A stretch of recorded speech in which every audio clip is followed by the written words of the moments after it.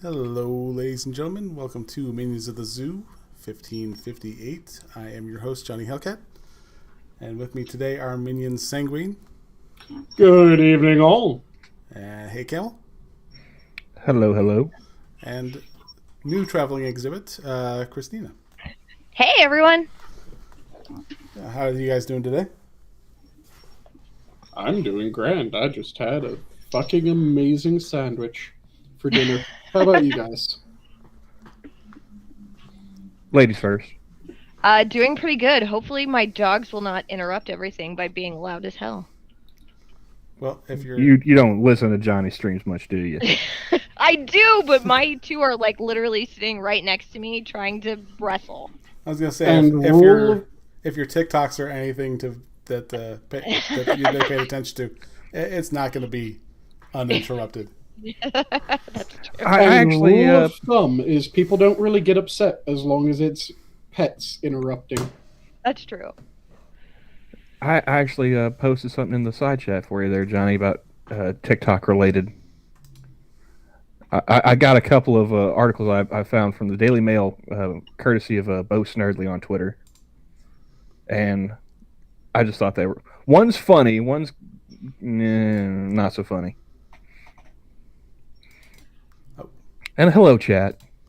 See, we got Assassin and Adam, Cannibalistic and Terry, of course. Cynic, bringing up the Aussie front. Mm-hmm. All right, so which one's the... I think I can read the article.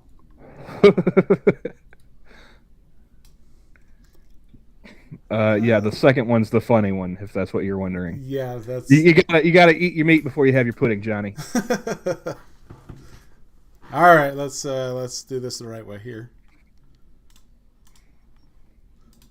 I'll bring up the serious one.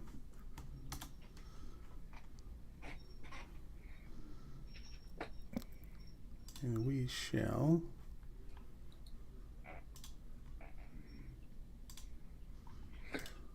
So how about that local sports team? Yay, sports. See, I can't do the That's the normal spirit. response I know. because the Super Bowl just happened. So responding, I think they're going to win the Super Bowl, doesn't really work. Well, I mean, you got a baseball lockout right now. You could have said World Series. That's far enough off in the future. Ah, okay. But who pays attention to baseball? The only reason to go to a baseball game is it has good food. This is true. It's the only reason to go. I have enjoyed Tulsa Drillers games in the past. Yeah, don't care to watch Major Leagues baseball on TV. So there you go. Yeah, I watched one professional game in person, and I knew then I never wanted to do it again. So there was one baseball game that I particularly remember that I went to when I was in college because I was just sitting in the stands. I had just come back with a beer and a bit of food, sat down, and there's this family sitting right in front of us with this tiny little kid. And the little kid is just looking all around, and he looks behind him. He sees me. He immediately lights up, starts pulling on his mother's sleeve, and says, Mommy, Mommy, it's Santa. She looks around, sees me, and goes, Honey, he's like maybe in his 20s. He's not Santa. And the kid, without missing a beat, it's not Christmas yet. It's summer, so he's young Santa. Gotta love kids' logic. Yeah, just this massive, giant dwarf with this big bushy beard, and so in that kid's mind, smile. Santa has Benjamin Button's disease every year. Yes, Santa, as it gets closer to Christmas, he becomes older and older. He hits Christmas Day when he's at his proper Santa age, and then afterwards he immediately becomes young until the next Christmas. So that was that kid's mental image of Santa. So that kid really likes the Santa Claus. Yes. And I don't think my response to hearing this did anything to dissuade this child of what he was thinking. You just went like, ho, ho, ho. Just right then and there. My immediate response after hearing this was just... Nice. Great big belly laugh. If you want to be really cool about it, you could have been like, oh, the kid's onto us. And you just kind of just quickly get up and like move to another seat. Oh, I laughed and the kid kept looking back at me. And I just smiled and did the shh.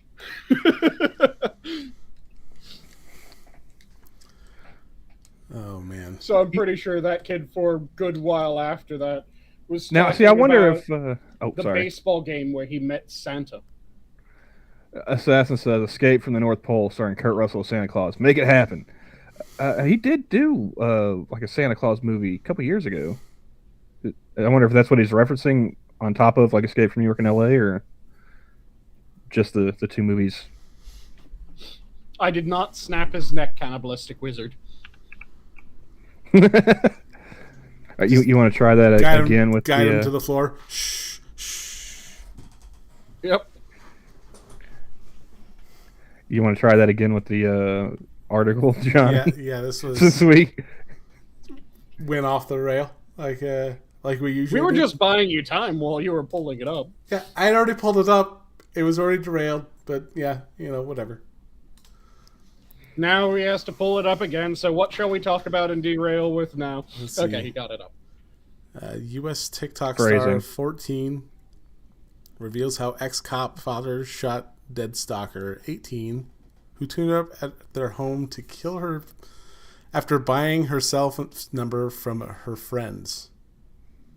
That is... God, get you some new friends. So...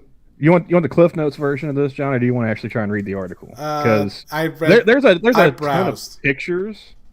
There's a ton of pictures of this kid from, I guess, TikTok or whatever, Instagram. Yeah. I don't know. But I just want to read the story because that's wild enough. I don't need to see, this aspiring, underage model. And I think that if it is being read out loud, that Camel should read it, because the way that Johnny just read the title was completely hooked on phonics. He hadn't even got to the bullet points yet either, Sanguine. I told you, I don't read. So, do you want the Cliff Notes, or do you want me to actually read the article? Go ahead and read it. Okay. Well, I'm doing it from my screen, not the... I'll try and keep it. A 15-year-old TikTok star and her family have revealed how her ex-cop father shot and killed a stalker after he showed up at the family's home last July and blew the front door open with his handgun in an attempt to kill the girl. Ava Majuri joined TikTok in 2020 when she was 13. Why? Why would you let your daughter do that? She now has more than... He let his daughter do that. I think the daughter just kind of did what daughters do and did it herself. Yes.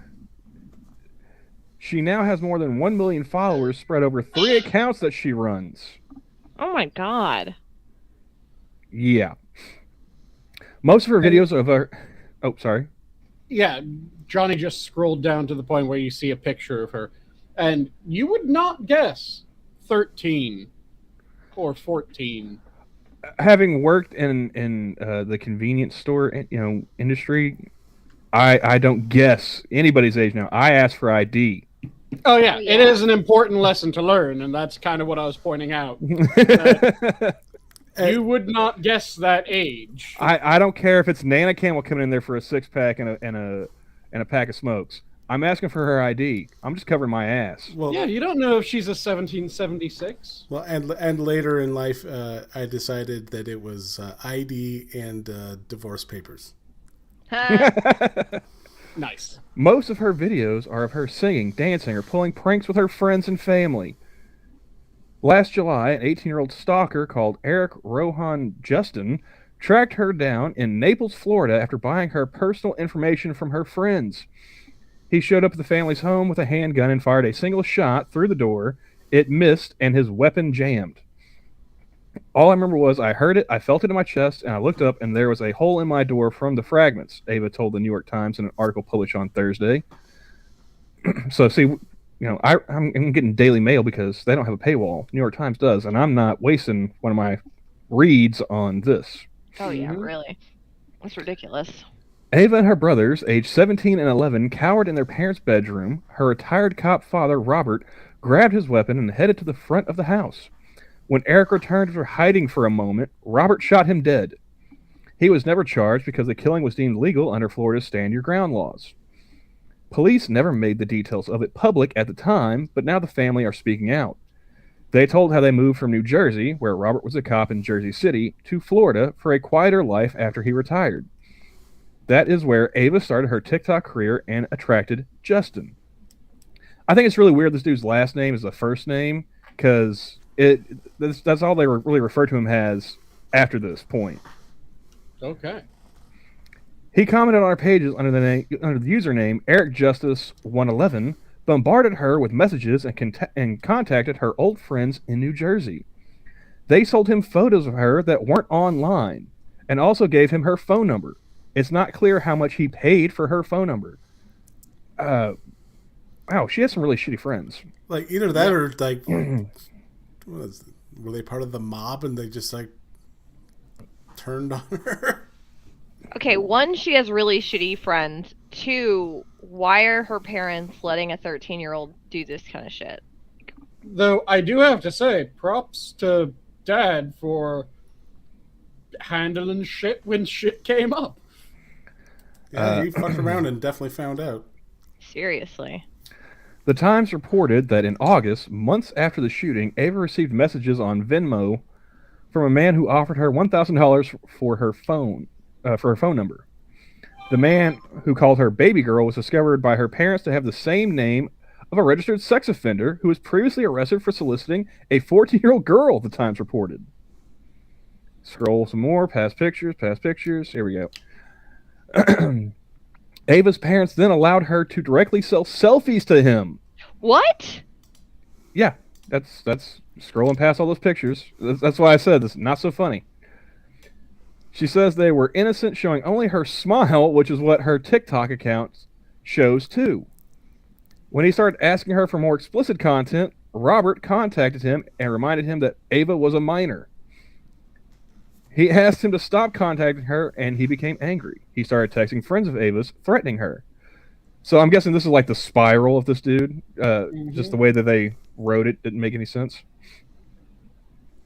On July 10th, 2021, Justin showed up at the family's home at 4:30 a.m. and fired a shot through the front door.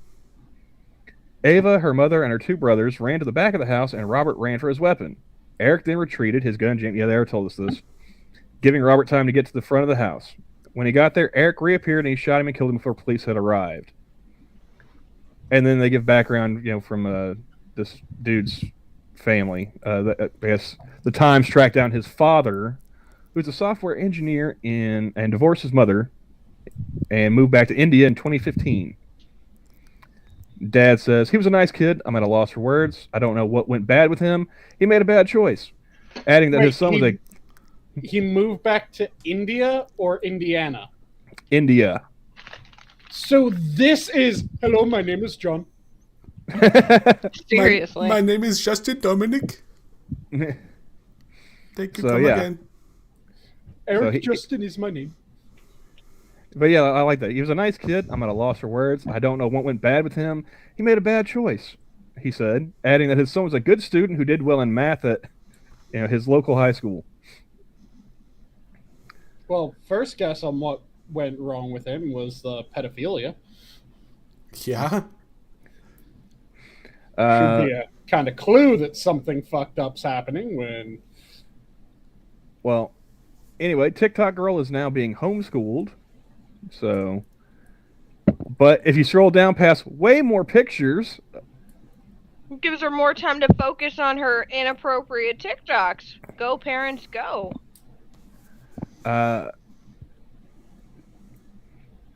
So on the day of the shooting, Ava posted a TikTok where she lip-synced a remix of the French Montana song Unforgettable. I have no idea what any of that means. aside from No, do I. TikTok and lip syncing. Her father said it would have been too difficult to take her off the platform now, and that she shouldn't have to give it up. It's like, you just killed a man because of her social media. Like, yeah, that's a good time for her to give it up. Like, no more TikTok for you. Sorry. I don't know. That could also mean that she's one of the safest people in social media now. Because what are you going to do? Go after the girl trying to stalk her where the previous stalker just got fucking murked? Well, I mean, Sanguine, there's plenty of freaks on the internet. We all know this. So, yeah, I wouldn't want to tempt fate. It reminds me of the whole Cristina Grimmie thing. Who? You know, where she was on that, was it American Idol or something like that? She had a stalker, and when she was out in public at an event or something, she was killed. Did they make a Law and Order episode about this? No, they did not. No? Wow. But there are a bunch of YouTube... Because it sounds familiar. It's a true crime thing. There are a bunch of YouTube videos about it. But she was really famous. She got big on YouTube, and then she went on, like, American Idol or something. And then she got big, and she had a stalker, and he got obsessed with her, and he killed her. And it's like, I think she was like 21, 22, something like that. And it was literally all over social media. He fell in love with her over social media, and he decided to kill her. And it's like, you're putting your 13-year-old in that kind of danger, willingly. You're condoning it. All I know is, because, do the math here. Kid's, 15 now? Yeah. Kid's young enough to be... well, I don't remember saying how old you are, but I know, like, me, Johnny, and I think Cristina all are old enough that this could be our kid. I have to ask now, how old do you think I am? I late 20s? Mid to late 20s, if I'm not mistaken? Close, early 30s. Oh, you okay. Really? I remember you being younger than me, if I'm not mistaken. 31. Ah, that's right. Okay. But yeah, if I gotta cap a dude because of your TikTok, you don't get to have TikTok anymore, sweetheart. You don't get to have any social media anymore. You're banned. No, like, we're going out to Amish country, and you're living like fucking Harrison Ford in The Witness. All right. Yeah. Congratulations, you just got yourself a burqa. No, really. Yeah, all this is making me think of are the other fathers that have killed fucked up people and been able to walk without any charges against them, or got cleared of all charges and walked. Like, there was the father that saved his daughter from human traffickers. Oh, did he actually get to walk? Murdered the boyfriend. Last I heard, they were thinking about pressing charges, but a bunch of courts were going, like, yeah, there's no way anyone's going to convict him. So it was looking like he was probably going to end up ultimately walking. Then there was the guy, I can't remember what southern state he was from. I want to say it was a southern state. The really well-known one that shot the pedo in the head. Is that the one that, as he was coming out of, that was, I think, in Atlanta? I think he was being flown back or something like that? Yep. It was his son's, like, martial arts teacher. Yeah. Oh yeah, he shot him in the courthouse or something. No, airport. Nope, airport. It was as it wasn't the guy on live was being TV. Flown back. He was on live TV, and he had assembled a disguise, acted like he was on a payphone, and just fucking 180 no-scoped the guy in the head. I mean, that's what you get. Yep. And there have been a number of them fairly recently. Like I said, those are just the two biggest stories that have come out. But there have been others that pretty much do shit. I remember, because, like, the girlfriend, she watches, like, TV still a lot. She likes her Hallmark. She likes her Lifetime, all that stuff. She likes women being beaten with rods TV. I mean, she also likes those like Dateline and 48 Hours, all kinds of other shit that's like, I'm never gonna piss you off just because. For those all who that don't know, Snap stuff. Oh, I love that stuff. The women getting beaten with rods TV. I can't remember which comedian it was, but it was a comedian describing the various women channels. And he was like, okay, so there's Oxygen, and that one makes sense. That's the Oprah one. And they have all kinds of shit. Like, they have Xena Warrior Princess, so that's women kicking people's asses and Oprah. That channel makes sense. Then you have We, and it also has a lot of the female empowerment shit. And it's women standing up to the man and being successful. That channel makes sense. And then you have Lifetime, which I can tell you every show on Lifetime. It is a woman marries a man. He starts beating her with a rod. Perhaps he snaps off the aerial on his car and just starts whipping her with that. She gets depressed. She ultimately kills herself. That's Lifetime TV. Here you go, women. Enjoy. Well, anyway, aside from watching all of the usual women fare, she was watching one of those shows where it's like, the documentary style. And they brought up that case of the dude shooting the pedophile in the airport. Yep. I was like, oh, yeah. She goes, well, you know about this? I was like, yeah, have you not seen the meme? And I pulled it up on Twitter with the laser eyes. Mm-hmm. She's like, somebody made that into a meme? I was like, are you really surprised? Yeah. And the best part are the interviews that have been done with him since, before he died, rather, because I think he recently passed from cancer. But did you guys ever see those interviews? I don't remember if that had any interviews in it or not, because I was just kind of passing through my way to the kitchen. Yeah.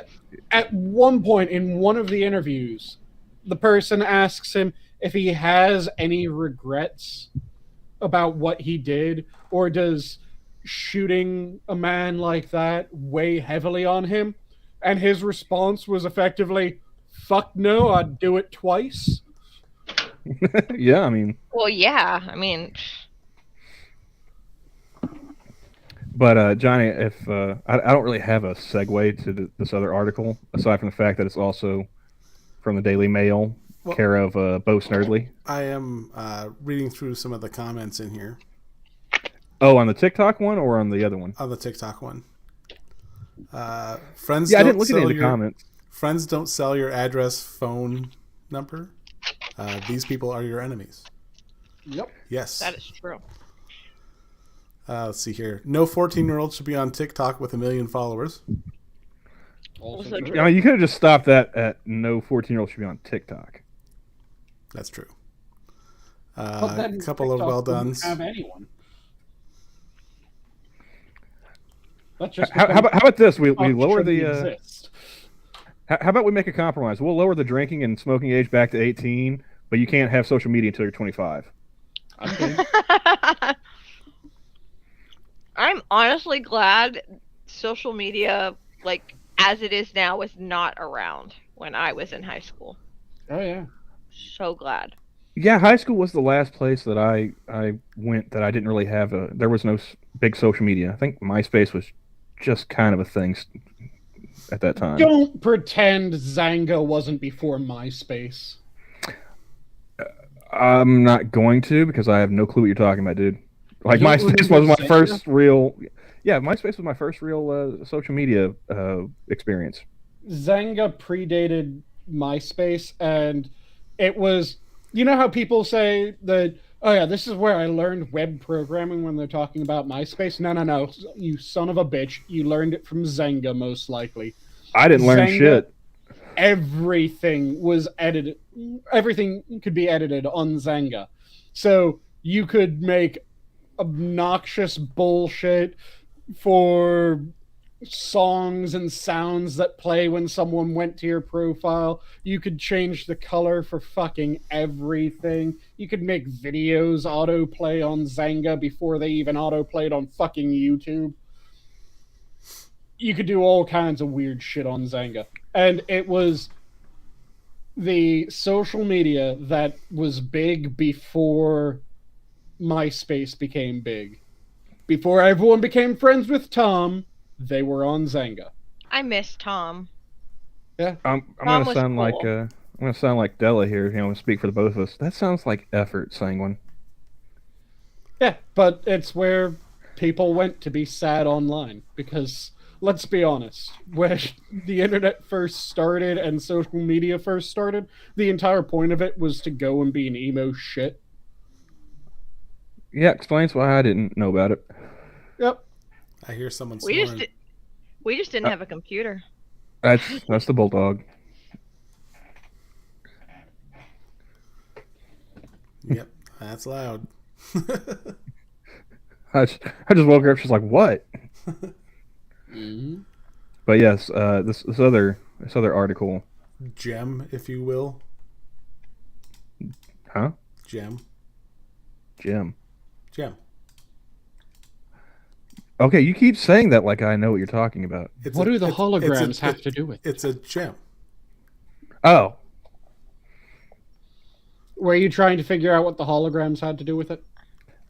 no.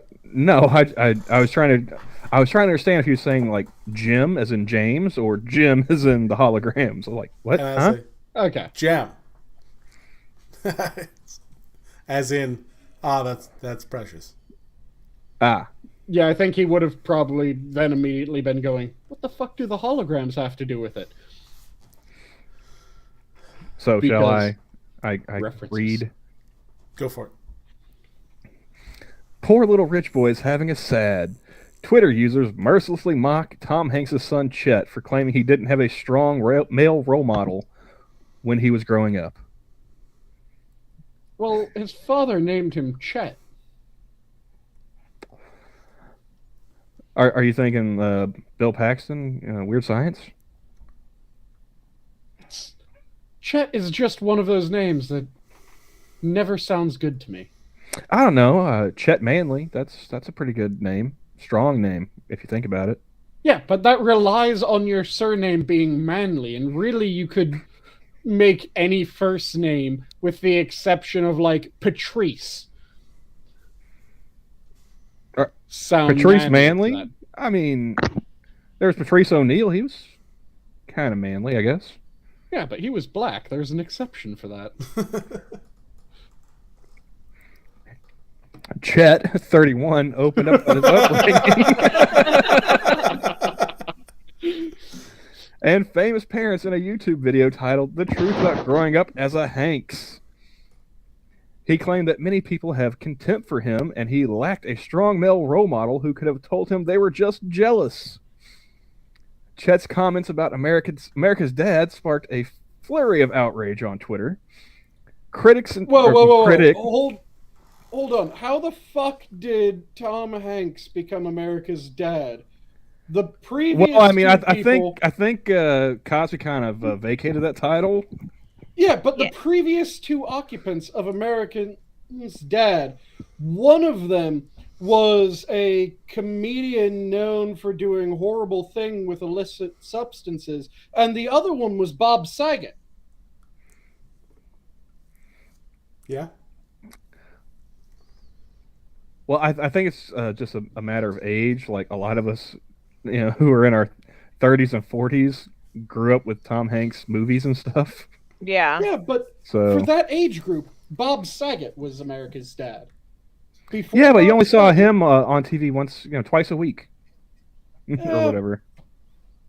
But I don't really think Tom Hanks America's dad, because you need to be a sitcom father. Well, if anyone else got the role of America's dad, Carl fucking Winslow. Well, to be America's dad. To be honest, Tom Hanks did have to kill a man for that position.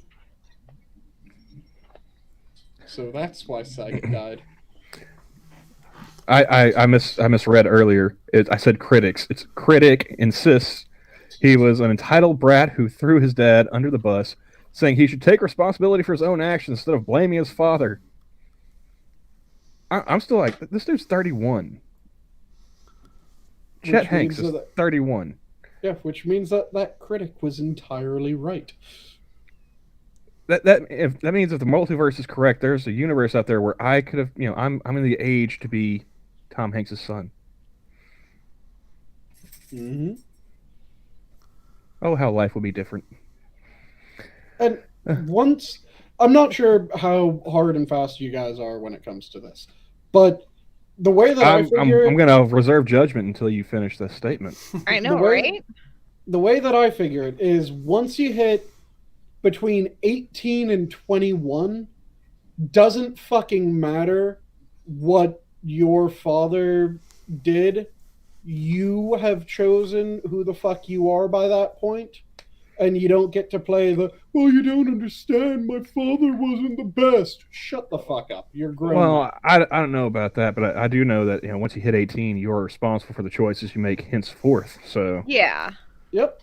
I mean, your parents can still be shitty when you were younger, but if you make choices after that fact, I mean... They can be shitty when you were younger, but what I'm saying is that you no longer get to play the, you don't understand my father at that point. From then on, you can say, yeah, my father wasn't the best father.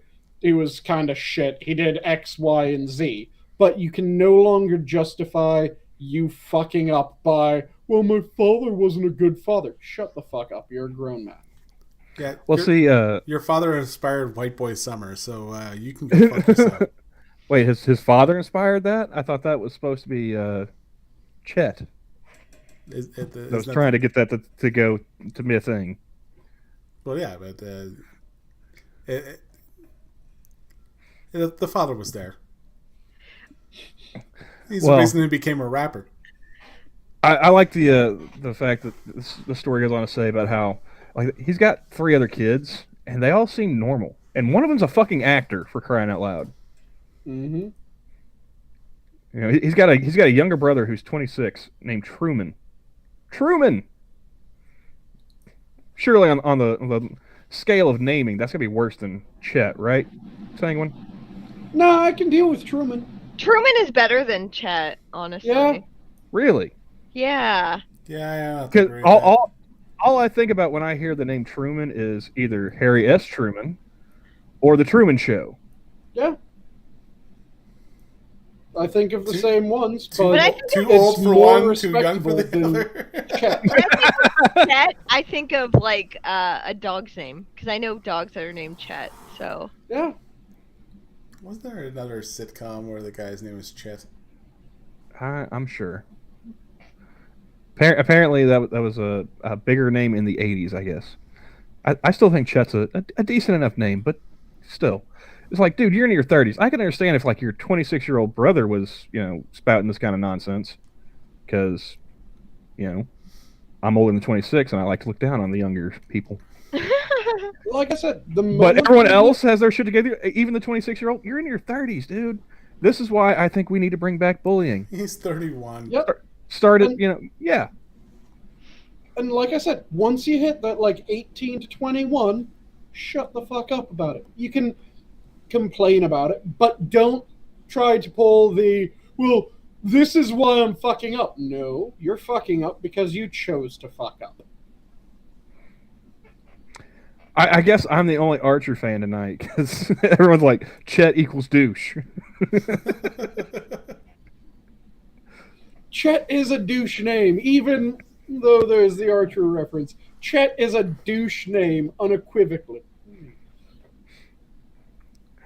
But yeah, bring back bullying, folks. Start definitely him young. Bring back bullying. And this guy's in his 30s. He should not be allowed to be acting this way. This is one of the times where I'm like, Twitter, yeah, you guys actually did something right. Good for you. Mm-hmm. Nobody was seriously harmed or anything like that. And but that's all I've got for tonight, Johnny. As I was scrolling through Twitter before we got started.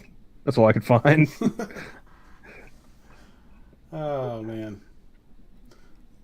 So, how have things been for you, Cristina? Fairly good, I guess. I wasn't expecting that. Still kicking. That's good. What are you kicking? What am I kicking? All the things. I got a 1-day-a-week job. Woo! That means that you're kicking puppies. Why are you kicking puppies? Well, I'm usually kicking them off the bed, thank you very much, because they're in my way. Well, you can't just talk to them and reason it out? You can just gently brush them to the side. No reason to give them a boot. Have you not seen the videos? Yeah. There's no brushing those things Have you aside. not seen the videos? I weigh like 110 pounds. One of them weighs 90, the other weighs 60. Together, they weigh more than me. I got a 130-pound Rottweiler. He gets off the bed when I tell him to. They like to lay on top of me. Well, hey man, it's this has been a cold winter. I mean, I don't see what's wrong with that.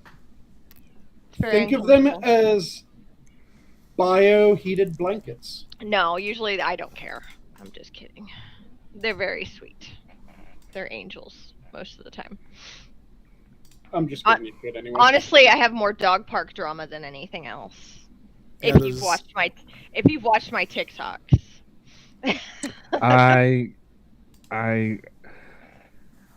I used to have a Facebook, and I'm not interested in having American spyware, let alone Chinese. Well, yeah, I know. I probably shouldn't have it on my phone, but I find it funny, so. Oh, speaking of Facebook, did you guys see that story that apparently going around? Which one? I don't know, it was a Facebook executive who was caught Chris Hansen style in a hotel. Oh yes, I just saw that.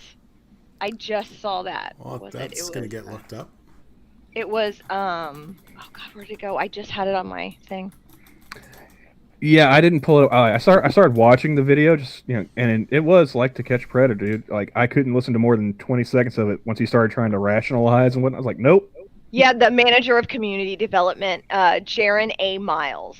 He was allegedly caught in an amateur child sexting on the YouTube channel Predator Catchers Indianapolis. They live streamed their interrogation of him.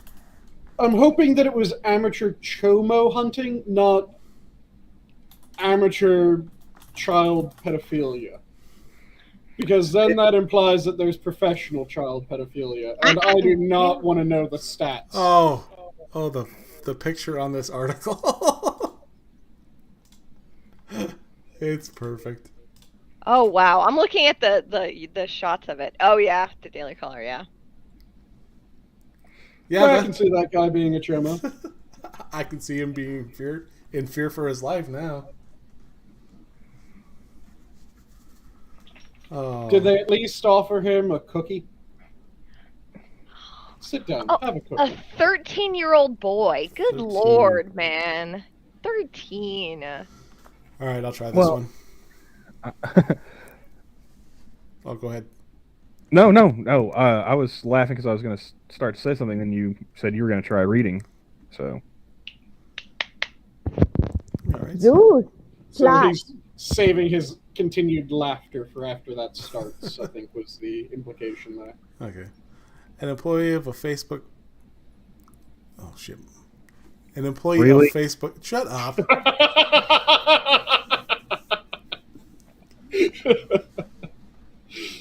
Oh, look. Here's a message from there. It says, fuck off, Camel. All right. Let's try this. Somebody says screen's too small? Do I need to... Ambigonate. If you're not careful, Camel, you'll find the same place they retired Joe to.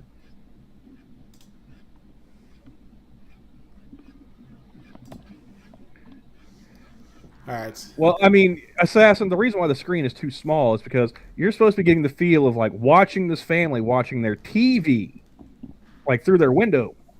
So you're supposed to be getting the peeping Tom experience, not, being able to actually read the TV. Oh, okay. He's not the one getting busted by the amateur chomo wrangler ring. Well, no, but I think, it could be like, this is what the TikTok stalker was like before he decided to try and have a shootout with a retired cop. Ah, okay. I think I'm just going to put a bullet right here. I'm hoping you aren't pointed to the side of your head. Well, he's got the... Oh, I got the wrong screen on now. Yeah. I think he's trying to point at my avatar.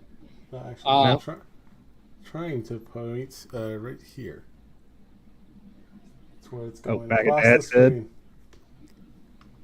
Up by the screen. Ah. Okay. So that... Okay. Not screwing around. Let's see here. An employee of Facebook parent company Meta... Well, how is it? I thought Facebook was the parent company.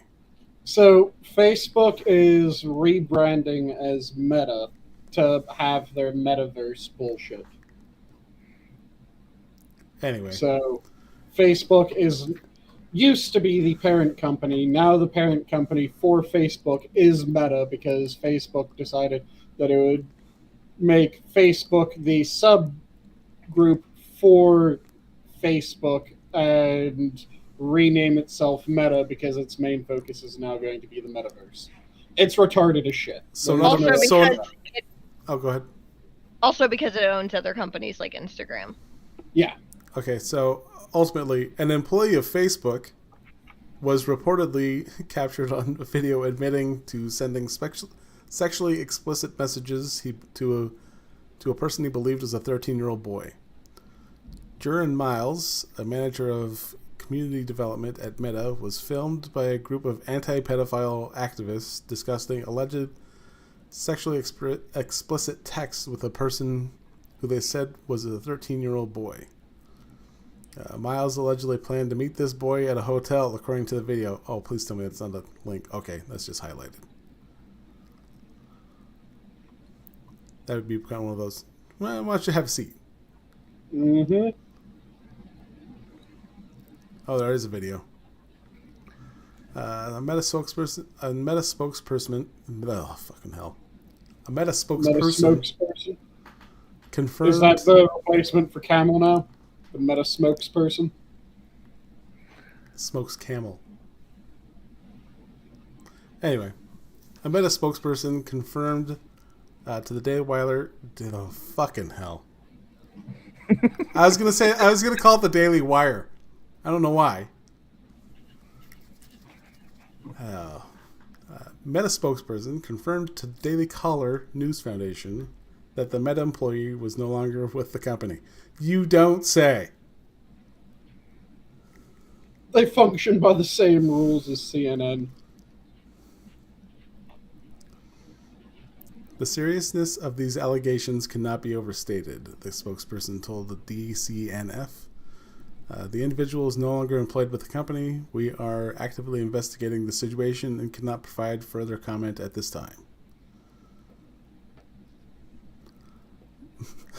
Miles identifies himself as Jaron and as the manager of community development. Like a 13-year-old gives a shit. No. This is when he was confronted by the members of Predator Catchers, Indianapolis. Oh, okay. Yeah. What am I amazed by? He identified himself by his first name and his job.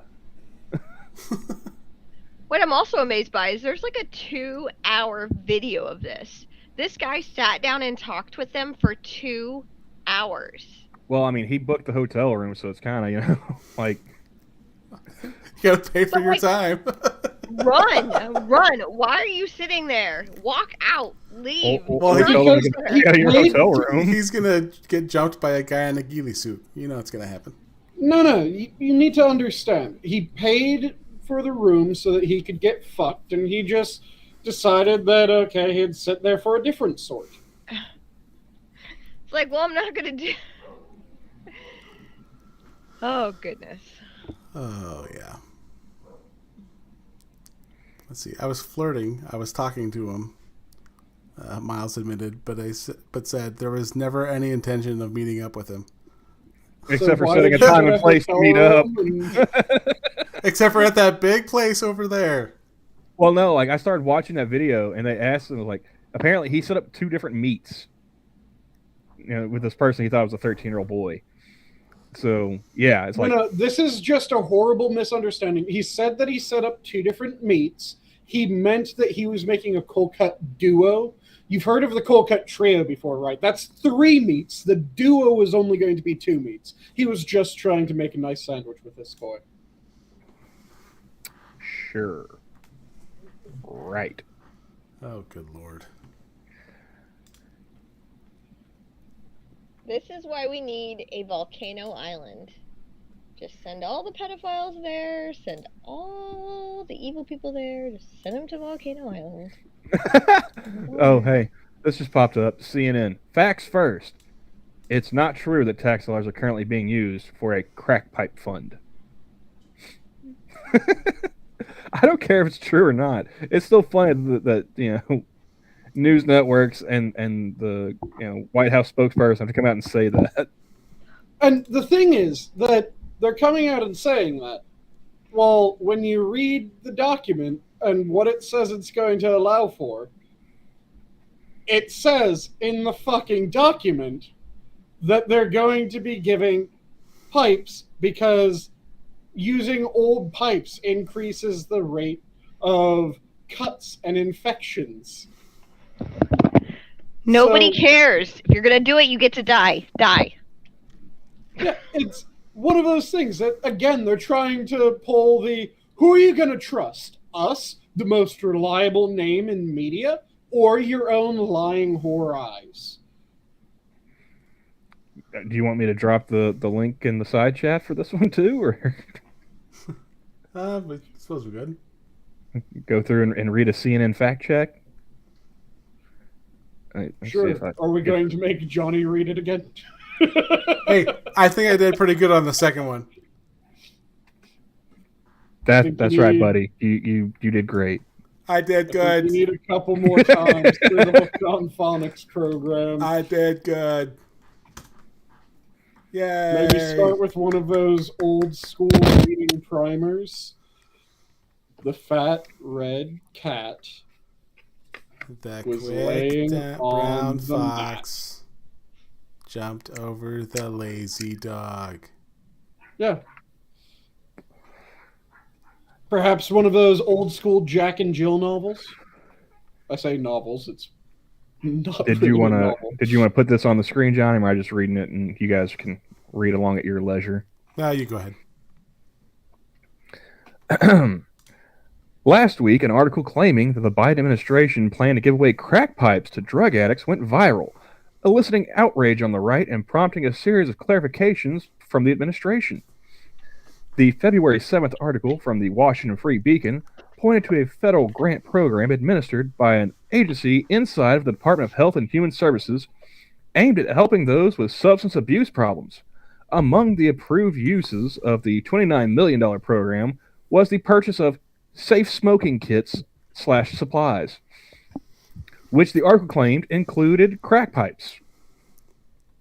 Which the document that they linked read includes crack pipes. Well, I mean, it does have they have a link to, I guess, the article and, I guess, the grant program. Let me pull that up here, see if I can. How many pages long is this? It's the fiscal year 2022 Harm Reduction Program grant. That is 75 pages long. I'm not going to be able to read all that on stream. I was thinking that it was going to be much longer than it turned out to be. Several members of Congress have seized on its claims, with some using it to propose new legislation to limit federal funding for drug paraphernalia. Others are already campaigning off of it.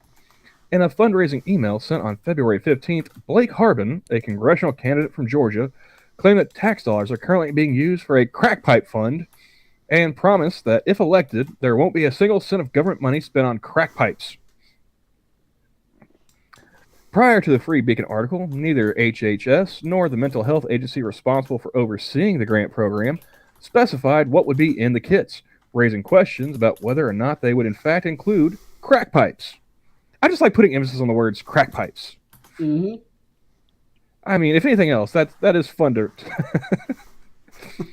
Facts first. It's not true that the tax dollars are currently being used for a, quote, crack pipe fund. Oh, and just to make sure, because if anyone watched on last Friday, crack pipe, we mean the pipe used to smoke crack, not the crack pipes that we were talking about on Friday, which were used to revive drowned sailors. Ah. Yeah, they were the pipes that you shoved in someone's crack in order to blow smoke up their ass. Gotcha. Because that was the origin, or that is one of the potential origins for blowing smoke up someone's ass. It was a kit that was designed to revive someone that was drowning, and it is blowing tobacco smoke right up someone's asshole. Gotta love 18th century medicine, don't you? All right. Yep. While HHS and the White House have since said they never plan to include pipes in the kits, the parameters for the grant did not explicitly state that. Furthermore, previous reports on harm reduction have noted that safer smoking kits often do include glass stems or pipes. Part of the initial confusion stems from the Free Beacon article, which claims a spokesman for HHS told the publication the kits will provide crack pipes. However, an investigation by the Washington Post of the email exchange between the author of the article and the agency spokesperson found that the spokesperson did not specify that pipes would be included, only that the kits would be intended to help users of any illicit substance, including crack, reduce risk while smoking.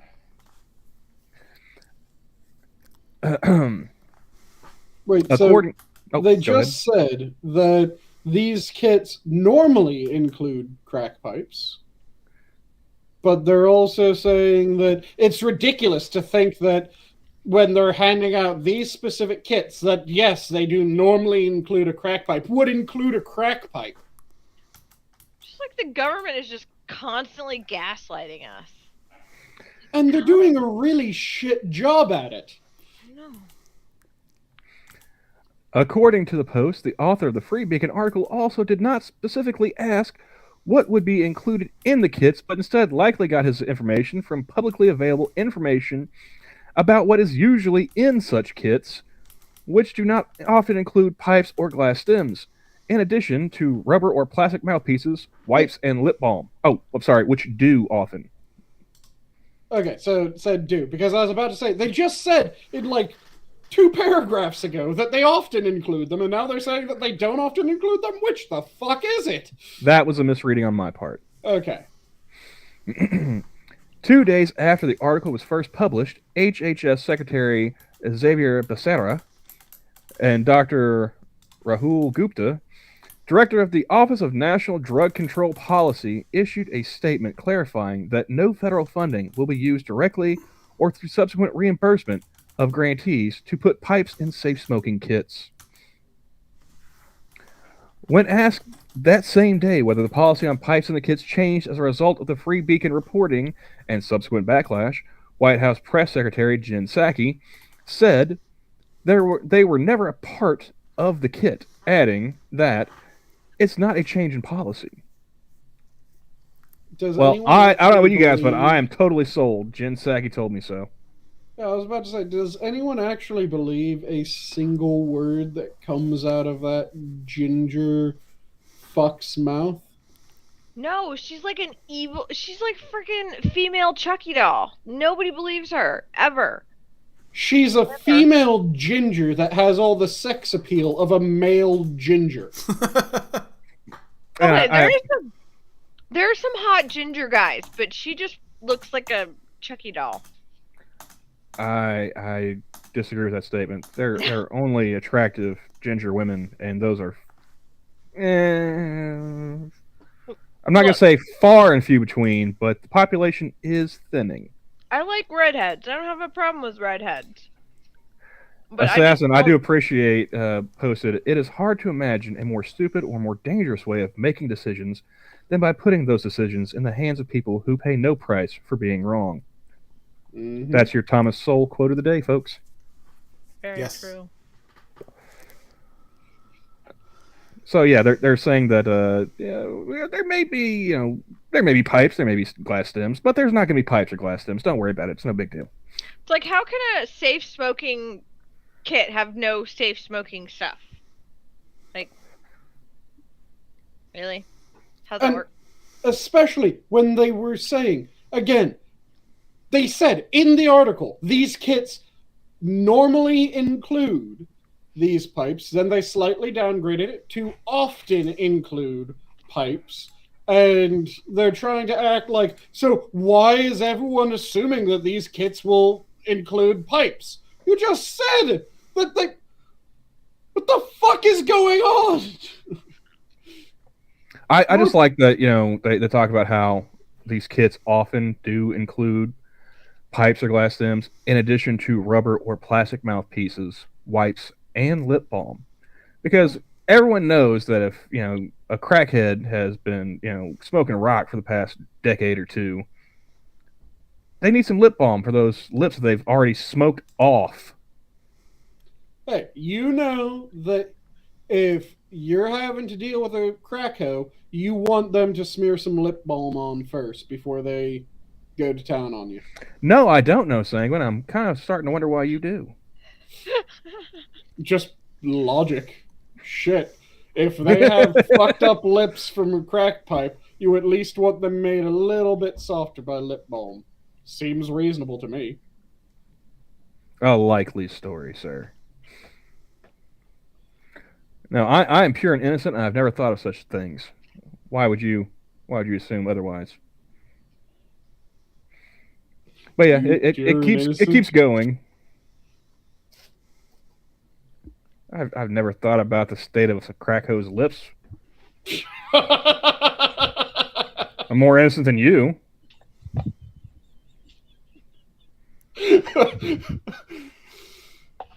Did you ever expect that you would end up uttering that sentence? Not until just now.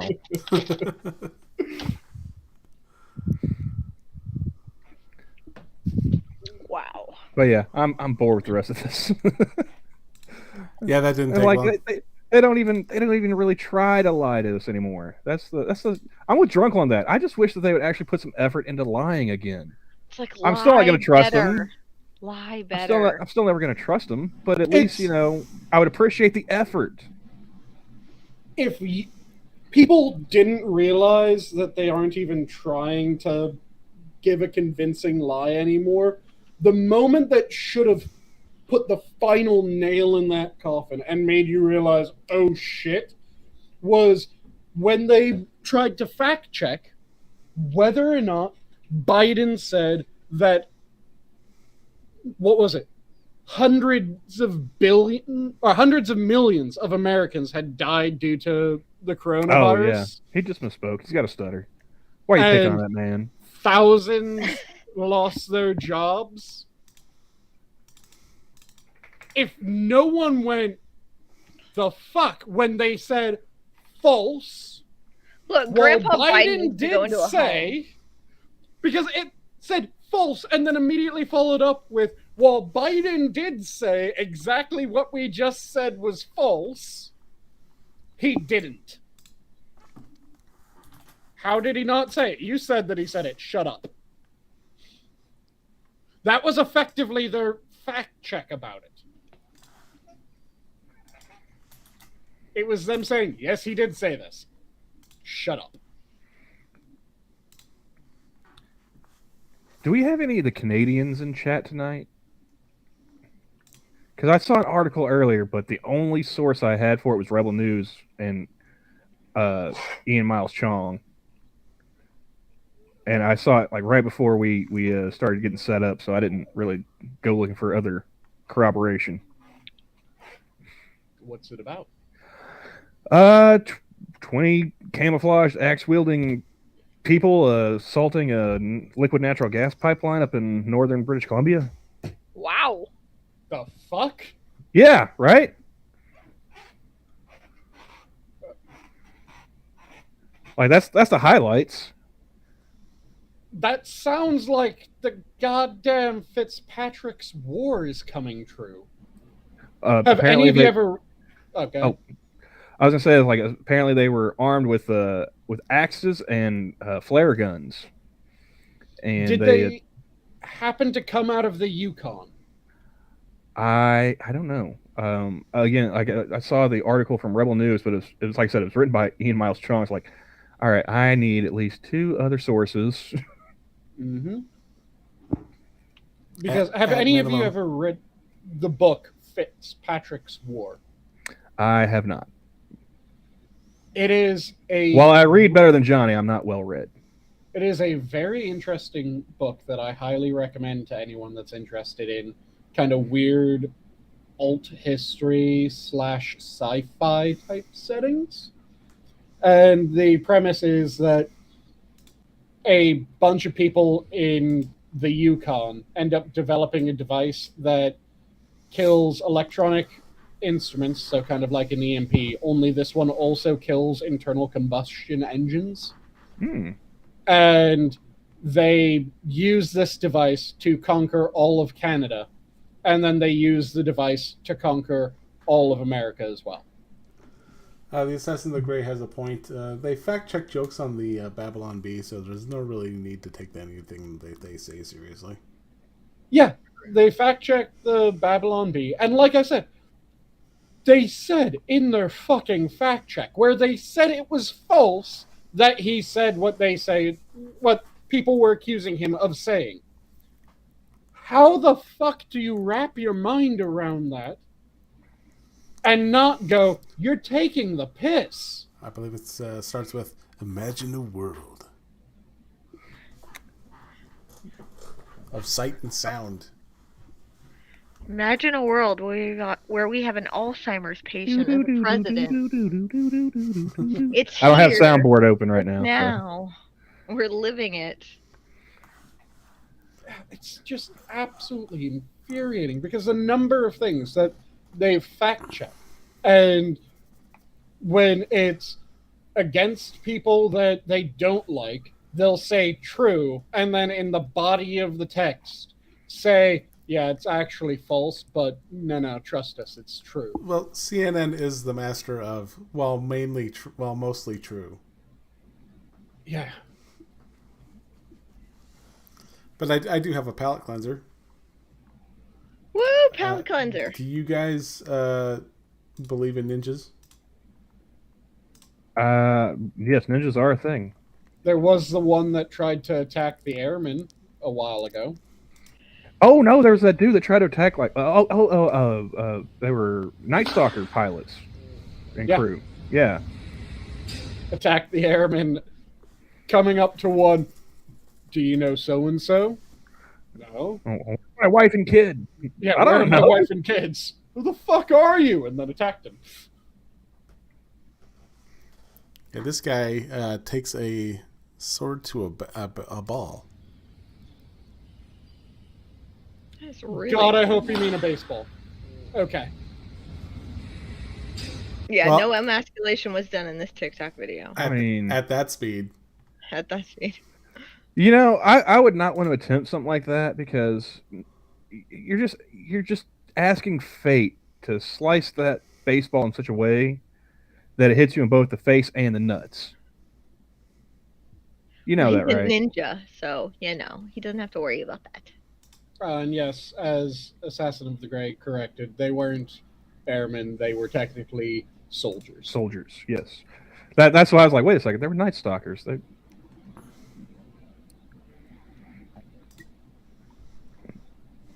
Well, yeah, I remember seeing people like, wait a second, there's a special operations unit.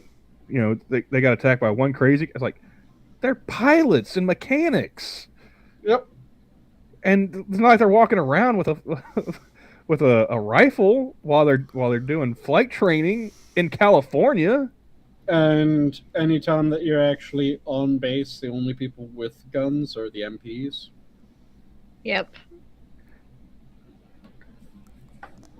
Which is something that keeps on pissing people off every time that there's a base shooting, because a bunch of military personnel are going, just let us have fucking guns already.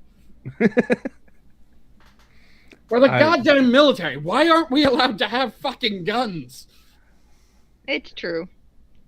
I'm not laughing at the situation. I'm laughing at the way Sanguine phrased it. Yeah.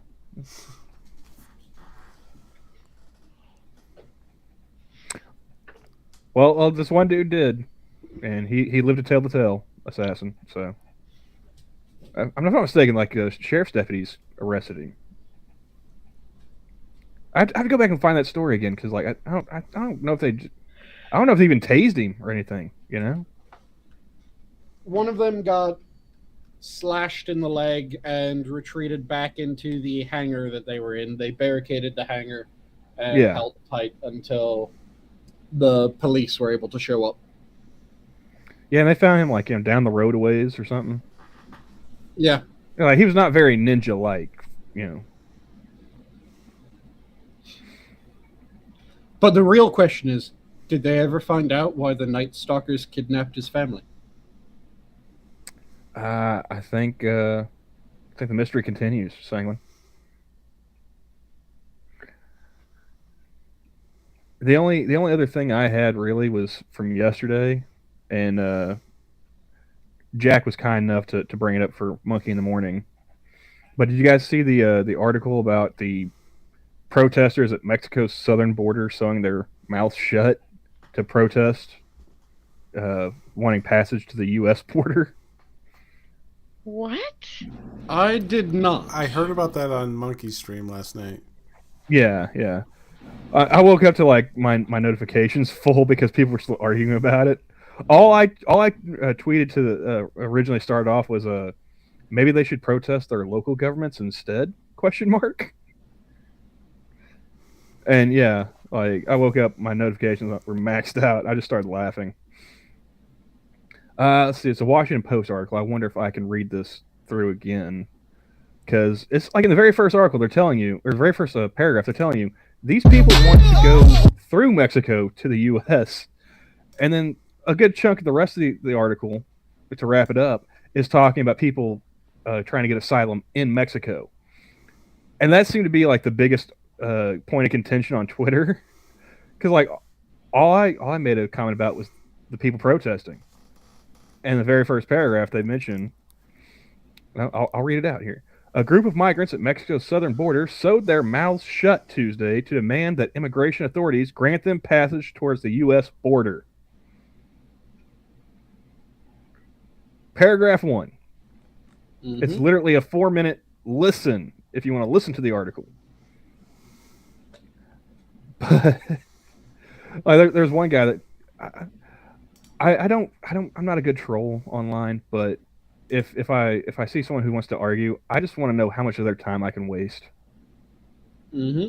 So if you see me on Twitter, it's like, wow, you're making a really dumb argument. It's like, yeah, it's Twitter. I don't believe half the shit I type on this damn app. I'm just doing it for entertainment. Nice. It's so they have protesters because they aren't being given refuge in Mexico. They have other people that are trying to come through Mexico, or are they saying that they're protesting because they don't get refuge when they aren't asking for refuge in Mexico? They're just asking to be moved through Mexico to the U.S. Well, this is at the southern border, southern city of Tapachula, at the border with Guatemala. Mm-hmm. And this is where the vast majority of people, coming in, do it. And that they say, the majority of which are, Central and South Americans. Yeah, no shit. But you know what else they mentioned later on in the article?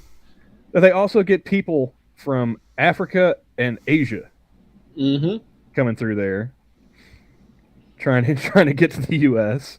And apparently 40% of last year's claimants for asylum into Mexico, 39% were Haitians. Yeah, that's because Haiti is a shithole. Haiti is a shithole. And the government and media are finally willing to admit it now. Yes. But yeah, I thought it was interesting. They said that the number of people applying for refugee or asylum status in Mexico has nearly doubled since 2019, reaching an all-time high of 131,448 claims in 2021. Do you guys know what the number of encounters were at the southern border for the U.S. for last month? Millions? It's like 150,000. There are more people trying to get into the U.S. through the southern border in a month than there were trying to get into Mexico or trying to stay in Mexico for all of the year last year. Mm-hmm. Yeah, it's a thing that I don't understand how people... Well, I do understand because they're being willfully fucking ignorant when it comes to it. But the idea that we should just allow anyone across their border, and that will solve the problem. No. What that will do is it will just encourage more people to come. Because if you aren't going to challenge them, if you aren't going to go, no, you aren't allowed to come, you just welcome them in, more people will go, oh, I want to do that. I want to live in the US, so more people will try. And more people will die in the process. I've maintained for years now that, not only should they build a wall, they should electrify it and put crocodiles with freaking lasers on their head in the Rio Grande. I agree. And then if you manage to get across, we'll think about it. Yeah. Maybe. And I do have a very soft spot for Haitians and like Dominicans in particular. My stepmom is Dominican, and we've gone to the DR, and the Haitians in the DR particularly are treated horribly. People complain about the American immigration system. Haitians in the DR are treated as less than human. It is, it's horrifying. It's horrifying. The street, my dad has a house in the DR. He lives in the States, but he has a house in the DR. And when they were building their house, the street that they lived on, a bunch of people were building houses. And if you're Haitian and working there, you have to have your papers on you at all times. So if you're on your work site and you happen to be working and immigration comes through and you don't have your papers on you, they load you up onto the bus. They load you up onto that bus, they drive you over the mountain. Do not pass go, do not collect $200. You are gone. You don't get to pick up anything, you don't get to say goodbye to anybody. They take you back to Haiti. Yeah. It's how it goes. And people get so offended by our immigration system here, but it is scary in other parts of the world. Scary. I mean, we have a good system in place here, but in other parts of the world, it's horrifying. And especially how I've seen it in other parts of the world, especially the DR, it's bad. It's bad. And people are treated so badly. People are treated like not even like second class citizens, like fourth class citizens. I mean, they'll pay in reference. They'll pay like a Haitian, 10 cents on the dollar, whereas they'll pay, a Dominican to work something. It's crazy. It's crazy. I've only been half joking when I've said that what we should do as a rework for our way that we deal with illegal immigrants is currently when we catch an illegal immigrant, if we actually deport them, we deport them back to where they came from. No. What we need to do is we need to have two lists. One is all the countries that criticize our immigration system. They get put on the list. And the other is just all the shittiest countries in the world. And we make a dartboard that just has those countries from those two lists on the dartboard. When we catch someone that isn't supposed to be here, throw a dart at the dartboard, and they might luck out. They might get Canada. They might. Roberto, are you willing? Are you ready to play Wheel of Migration? Yeah, Wheel of Deportation. So, are you going to be living it up in old Paris, or is it a Somali vacation in your future? Oh, sorry, man. Looks like your dart landed in Chad. Nobody wants to go there. Yeah, just have that be the new deportation system. Because the thing is that when you just deport them back to where they came from, they already know how to get here from there. They've done it once. They can do it again. It's true. Make it more challenging. Make it so that they have to figure out what the fuck they're doing. They were already willing to go live someplace where they don't know the language, so can they really complain when they end up being slapped down in the middle of Nairobi? And I know that there are a lot of people speak English in Kenya. You gotta make it a little bit hard. Come on, like I'm thinking, like just dropping them off in like Cambodia or something. Oh, yeah, like I said, it would be just pick some of the shittiest places from around the world, and it would be Chad, the Congo, fucking Cambodia, random other fucking places. Just start sending everybody to North Korea. Have Russia and Siberia listed. I thought Siberia was part of Russia. It is. But I'm saying have them listed separately. I was just going to say, it just seems redundant, that's all. No, because then someone will be going, yes, you want to double up the chances. Yeah, double up the chances. And also, then someone really knows how fucked they are. Because if they get Siberia rather than Russia, oh, you just got the fucking shit load of... You're fucked. Although there's no other way around it. Pack You're warm. fucked. Yeah. Although what does annoy me with this whole immigration thing recently is my stepmom's immigration and my young... I have a little brother. He's 11. My baby brother. Their immigration got pushed back. Has been pushed back, I think, like 5 or 6 times. Because they're both Dominican. I think their immigration has been pushed back 5 or 6 times now because of all the stuff at the southern border right now. Yeah, it keeps getting their immigration pushed back because of all the crap going on down there. And my dad, he lives in the States. He works in the States, and then he goes back and forth between here and the DR because they live in the DR right now. That is a commute right there. Yes. And so he's trying to get them into the States. And they've been married for like 9 years now, I think. Yeah, 9 years. And he still cannot get them into the States. Yeah, what we should be doing is we should be disincentivizing illegals as much as we possibly can. And if we could get it as low as is possible, because we'll never be able to reach a illegal immigration of 0. Oh yeah, no, we won't. But we can massively decrease it from what it is now. Oh yeah. What you then do is you increase the caps on legal immigration. That would be my approach. Decrease illegal immigration and then increase the cap on legal immigration, but also have criteria on legal immigration where it's if you have a skill that we want as a nation, you move to the top of the list. Yeah. Well, if you have English language proficiency, you're higher up than the people that don't.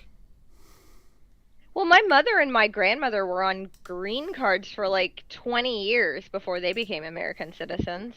Yep. Well, to go to your first part there about decreasing the amount of illegal immigration, I say we go with the Matt and Blonde History of the World method. Okay. Trebuchets. Nice. Just launch them back across the Rio Grande. Make sure that every border patrol agent, before they pull the lever, they say, "Migrants, I love the migrants. Pull." Yeah. See, I prefer my dartboard way. My dartboard way makes it a game. Well, if you think about it, then, I mean, enough people try to keep crossing, enough bodies stack up. We've got a wall built. It's just on Mexico's side. Yeah, that's true. Yeah, I would just prefer... And I personally find it an entertaining way to build a wall. I'm sorry, the wheel of deportation is more entertaining. Don't you want to see the effect when someone gets Somalia? Well, no. I'm thinking like you got to do it like Wheel of Fortune style, like make them solve a puzzle, like in English, or something like that. And then they get to spin for where we're gonna ship them off to, if they get it wrong. So have them play the game of darts, then you have them solve the... See, I'm not really on board with the whole dartboard thing. I think you should do it, like Wheel of Fortune style, like have them spin the wheel with all the different places listed. But then what's the puzzle? What's the puzzle? Yeah. I don't know. I mean, have you never watched Wheel of Fortune? Just pull some of their old tape. Use those old puzzles. I was thinking that it was going to be the puzzle was figuring out what country you were deported to.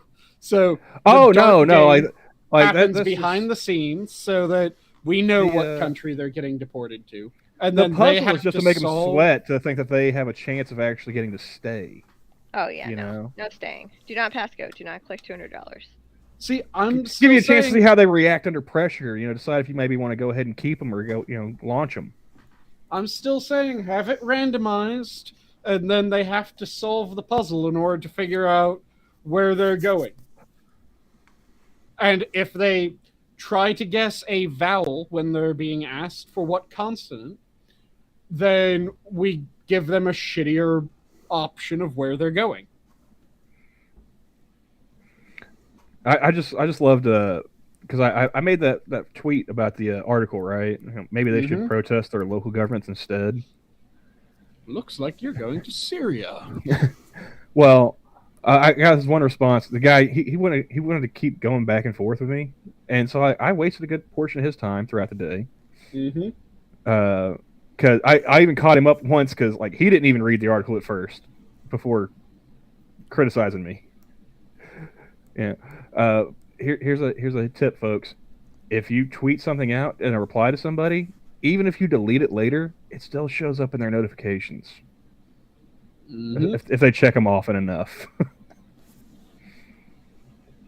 But he's like, because cartel-run governments are known for taking criticism really well. And what's great is I didn't even really have to keep messing with him. Other people started he got called racist for assuming that all of these different countries are run by cartels. Yeah, that's yeah. I just thought it was funny. You thought you were doing a thing there, didn't you? They made the rules and they can't keep them straight, which is fucking hilarious. Yes, I want them all out equally. I don't care about their skin color or where they're from. If you're here illegally, get out.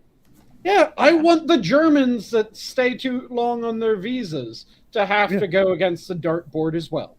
I love how people point out, most of illegal immigration is people overstaying their visas. I want them out too. I don't care how many times they went to fucking Disneyland on their tourist visa. Your time's up. Pack your shit and get the fuck out. Yeah, I would, because I have traveled before and I know people that have just blanked on going to get their visa renewed. What I would do is I would have let's say 2-week grace period where your visa has expired, and if you go in within that first week, let's say, and you say, shit, I'm sorry, my visa's expired, I need to renew, then as long as the process is going through and it hasn't been declined, you have grace time. After that, if you're 3 months after your visa expired, nope, fuck off. Out of the country you go.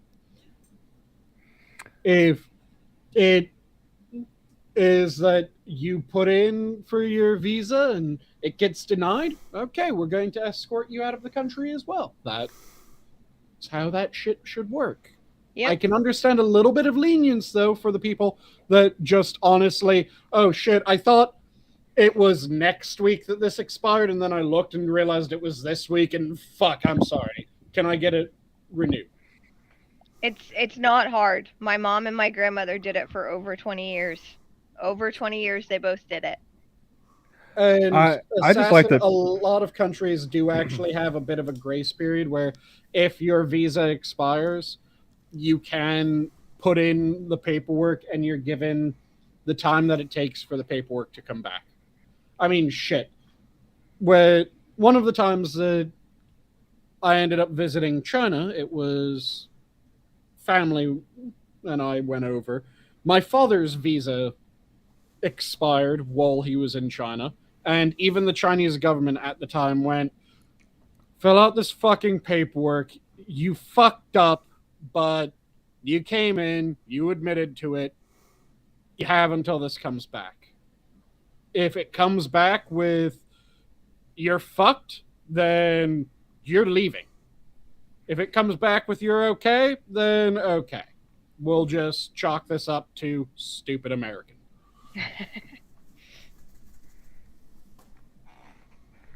No, I just like the fact that people were willing to argue with me about something I said because I found it funny. People sewed their mouth shut and then told reporters about it. Yep. Like, what, sign language? Did they write it down? Because if they're talking to you, obviously they fucked up somewhere. Maybe they sewed their mouths shut with really loose string. Was it literally needle and thread like through the mouth? Like, it was. It says what they used. Where is it? Maybe they just Angelica'd themselves. And by Angelica themselves, I mean Angelica from the Rugrats, where she's constantly talking out of the side of her face.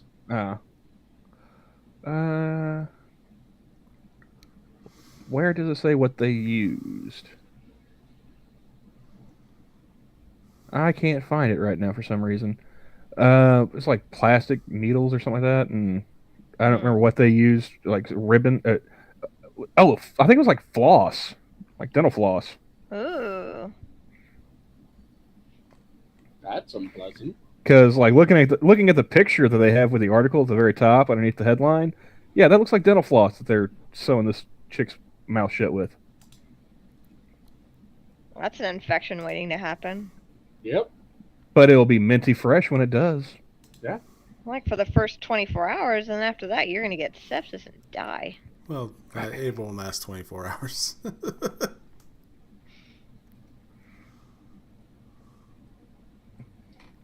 And Assassin says they probably have spokespeople to tell their sad story to the media. Yeah, probably. That's the thing. It's like if you have PR people with you, like I don't think you should get in. Period. Yeah. Mm-hmm. And what should happen is that all the food that's sent to them now should just be bread. So they can't eat it. Yeah. Make them choose. Do you want to sit here with your mouth sewn shut, or do you want to eat? No, we aren't going to give you applesauce or mashed potatoes. You made this decision. Well, here's another thing. Like, this is Washington Post, right? It says, according to Reuters, 12 people participated in the protest. So a dozen idiots, 12 idiots, sewing their mouths shut at the southern border of Mexico. Mm-hmm. Got a full story in the Washington Post. I'd be like, talk to me when you have like 10,000 people who are willing to do this bullshit. Until we're at like a 10,000 limit, I don't need to be involved. My idea on how to handle those protesters is much like my idea on how to deal with the Extinction Rebellion nutters. You guys have heard my Extinction Rebellion policy, right? No, but those are the people that go around gluing themselves to stuff, right? Yep, they super glue themselves to walls, to streets, shit like that. No. What I would do is I would go to all of the protests where they've super glued themselves, and I'd just start a massive cookout. Just close enough that they get all those fantastic smells wafting past them, but just far enough that they can't reach it. And I would have a policy of anyone can come grab food. They just have to come up to the cookout and get it themselves. And I'd just make massive feasts, have it going constantly. You know somebody's going to go give them food. You know there's always those people, oh, I feel bad for them. They need to eat too. And the moment that they do, they're no longer allowed to get food. So they are cut off from food. Just let everyone else enjoy the food. Let the people that are stuck down make the decision of, are they going to pull themselves off? Or are they just going to sit there and have to deal with the food? And yes, it is taking inspiration from Tantalus. I don't know, man. I think it'd be funnier to watch him squirm trying to get loose of that glue with a steamroller, just 1 mile per hour towards him. Like I said, I want them to have to do it themselves, and I don't want to threaten them. I just want to entice them. I mean, I wouldn't threaten them either. It's just, eventually this steamroller moving at 1 mile per hour is going to get to where you are, and you probably shouldn't be there when it happens. Probably shouldn't have glued yourself to the road there, dummy. Yeah, but then that comes down to a point where you have to make the decision.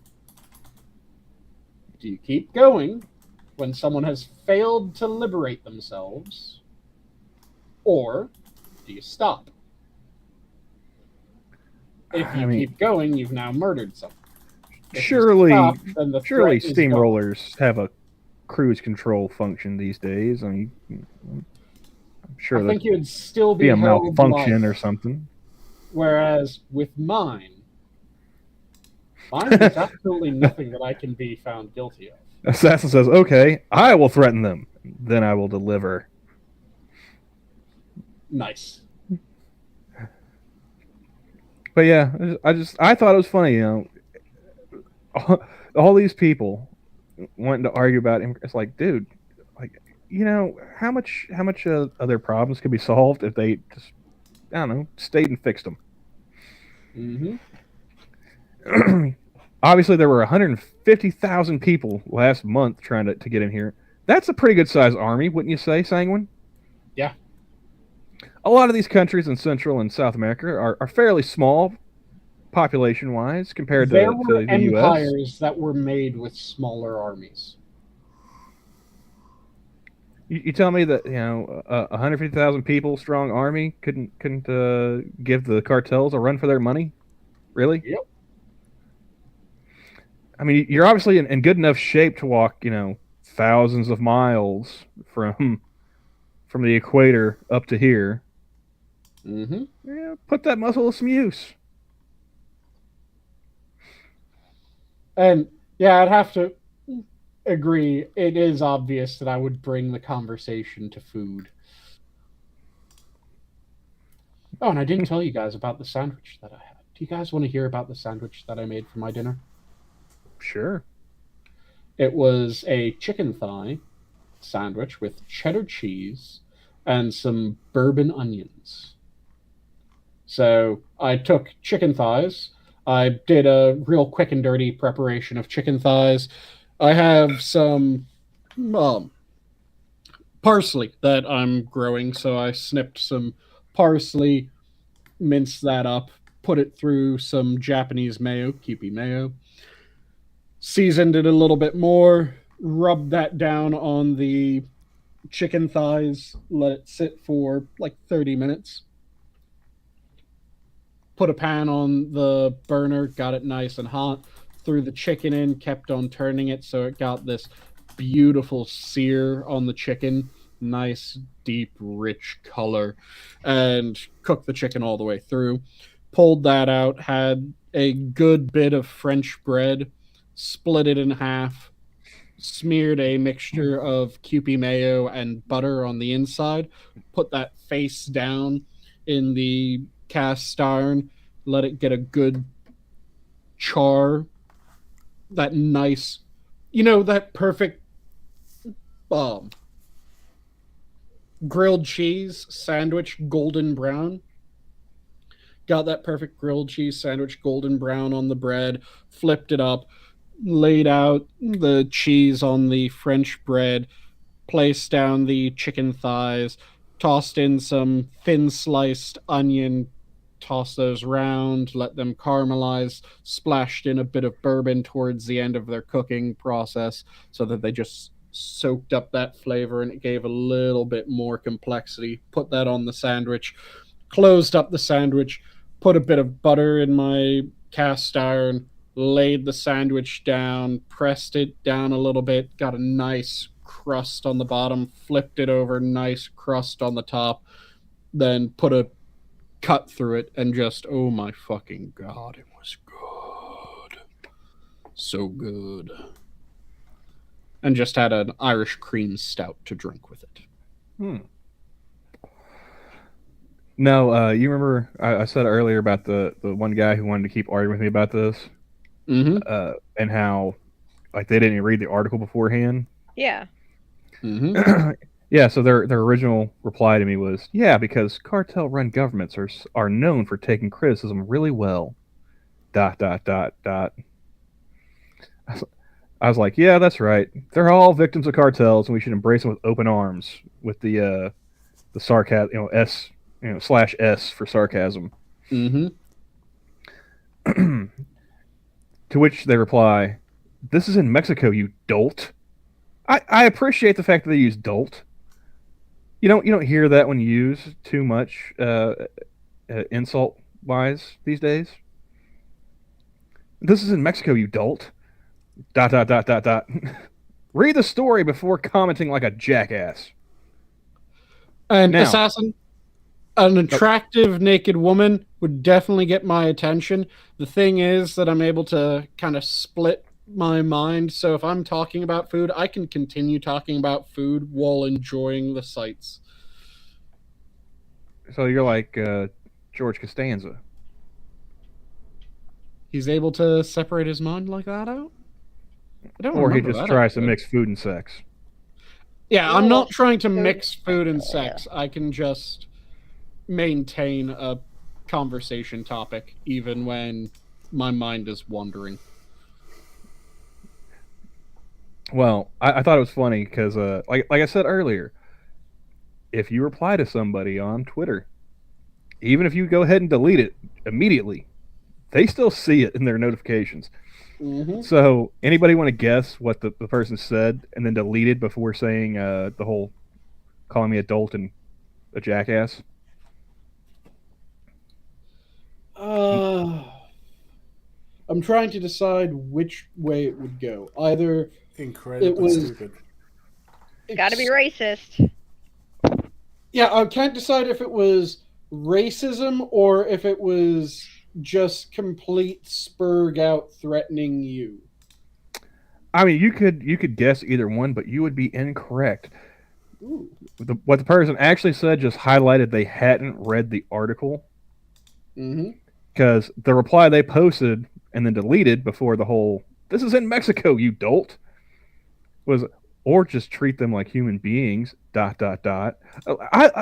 have been known to use the ... from time to time. But this person just whipping a dead horse. Yeah, everything's ... It's like you do realize it's like that it has less impact when you use it in every tweet.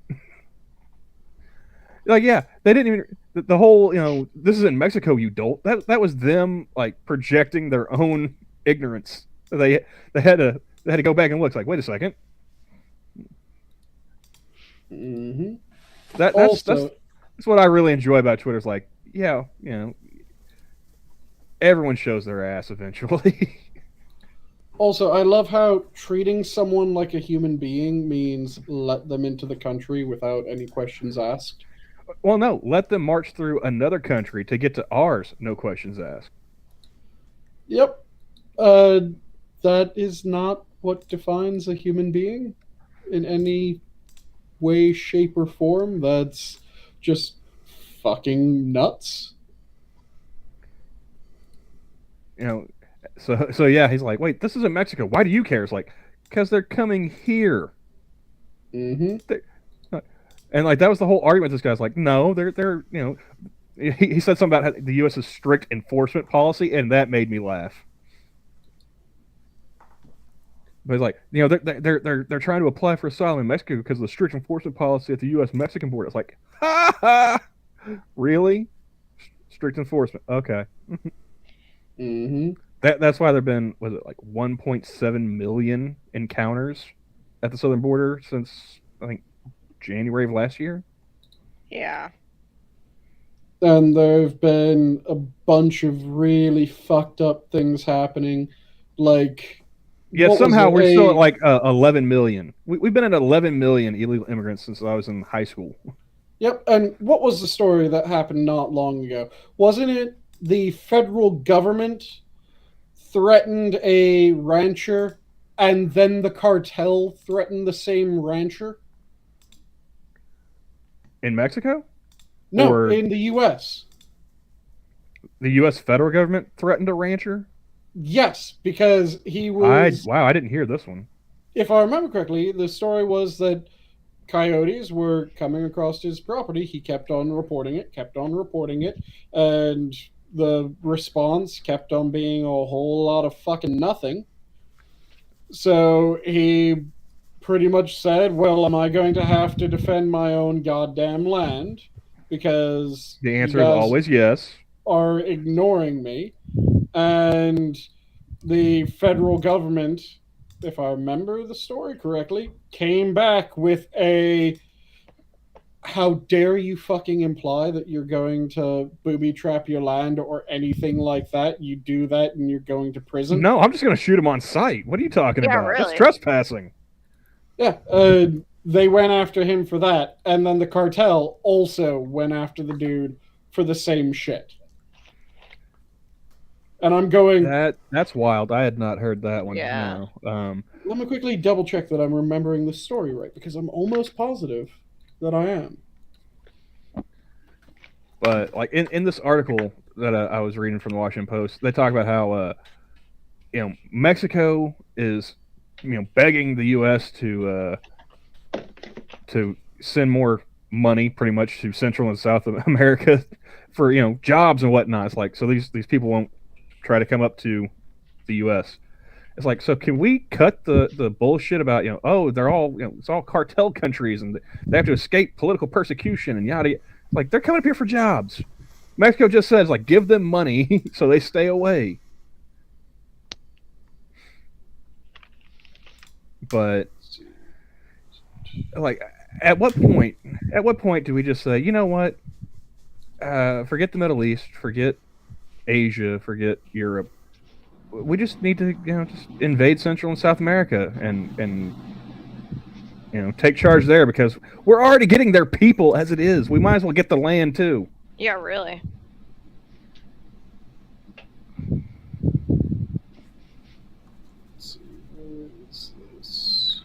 I say we start the second age of American colonization.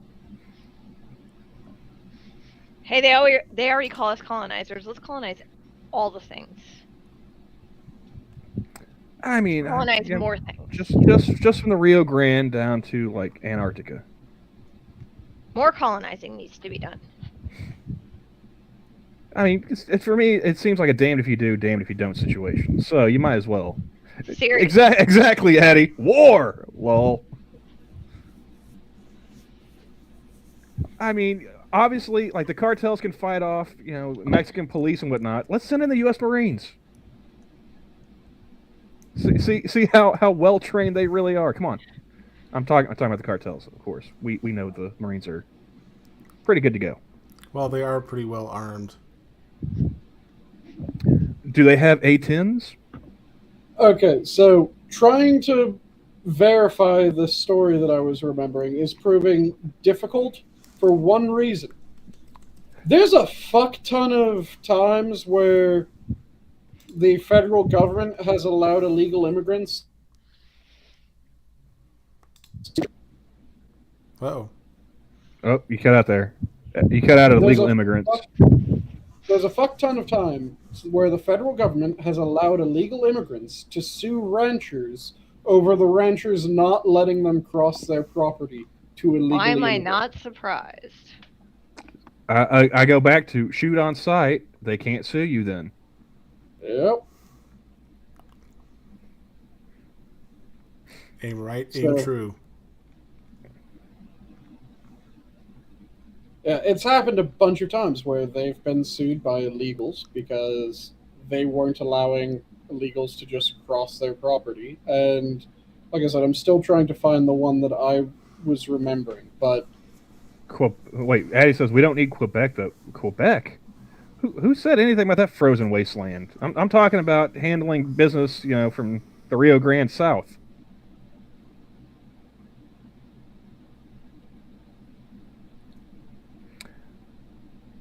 Oh, the Marines don't have A-10s? I did not.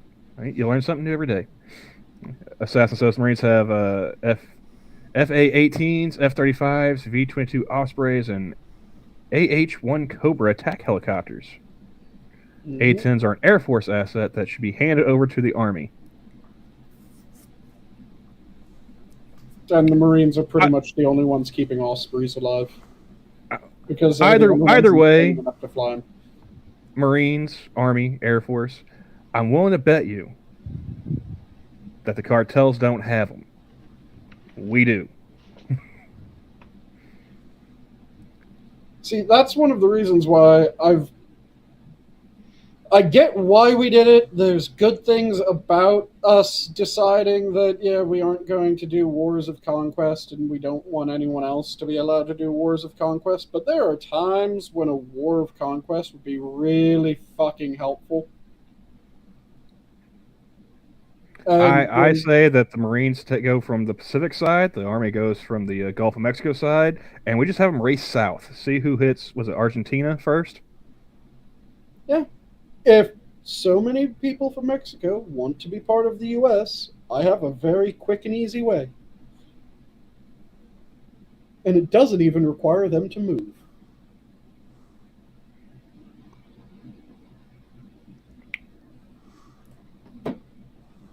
Okay. Yeah, just take Mexico. Make Mexico part of the U.S., at least a territory of the U.S. I say at the very least we fight our way back down to the canal. The canal should be fucking ours. I'm still pissed that we gave that shit up. We dug that motherfucker. Exactly. I say we fight our way back to the canal and then just tell everyone's like, all right, trying to cross it legally now. Yeah. Well, if we take it over, then they can only enter if they're already in, say, Mexico or wherever. It's technically they get a pass. Yeah, but now you're also on American soil and subject to American laws. Exactly, which means back down to South America. You're gonna try this shit over again. That was coming dangerously close to you quoting something that I don't think you want to quote there, Camel. Well, ignorance is bliss. Moving on. It was something that I've commented about before. You want to live by American laws? Perfectly fine. You get to stay where you are. You want to live by other laws? Then you get to go live here. That give you a clue?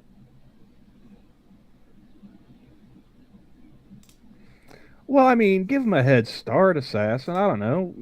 We'll figure something out.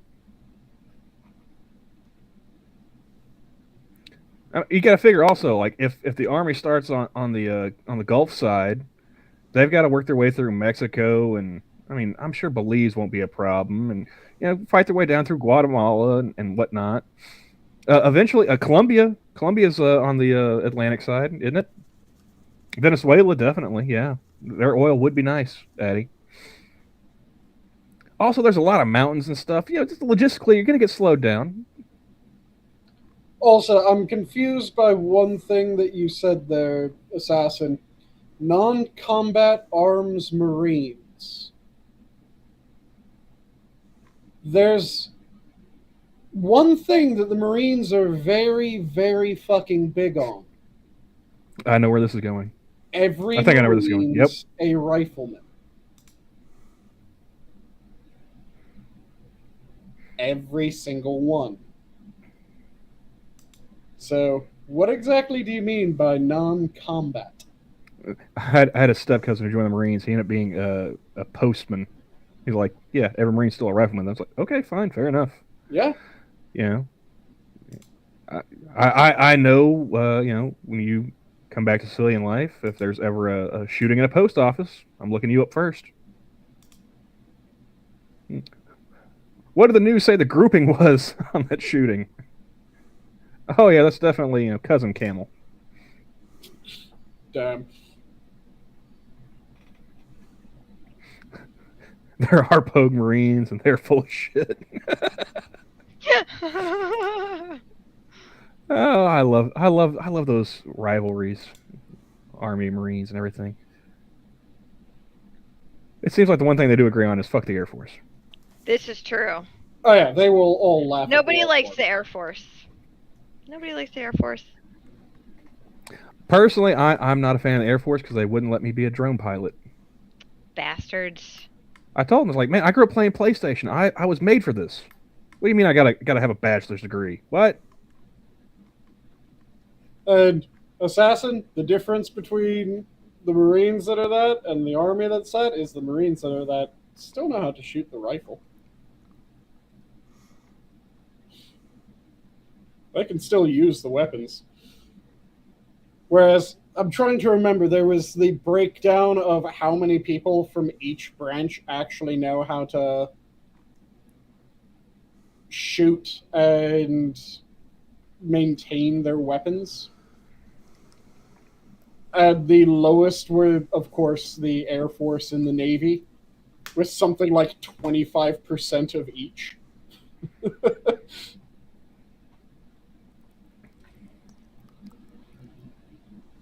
I think what's the big exit out for?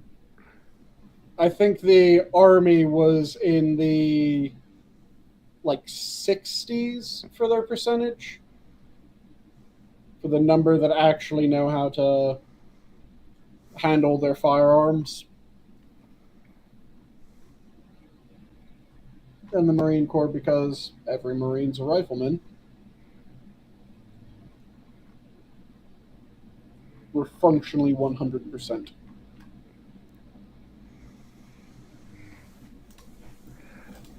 Cannibalistic says, Chair Force, get it right. Hey, now do not slander the branch of service that gave us such greats like, Colonel Jack O'Neill. All right?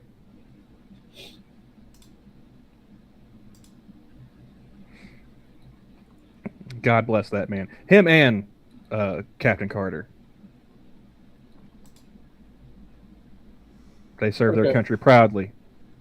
I don't know why, but I currently don't have the ability to do what you're just about to do, though, Johnny. I have a wrench. It's just not coming up in the options for me. Well, I did the message, but yeah, it looks like it went out to Camel. Camel beat me to it. I see minions of the zoo. See, I always go for hiding because that way you don't see them again. True. If you just time them out, you may forget, and that account can come back. Because they will, too. They're bots. Oh.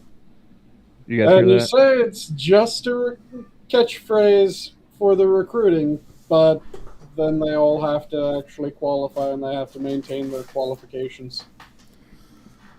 All right, Assassin. I got a question for you here. This will settle it once and for all. How many soldiers have assassinated U.S. presidents? I think the Marine Corps got you beat. I think they take the W on this one.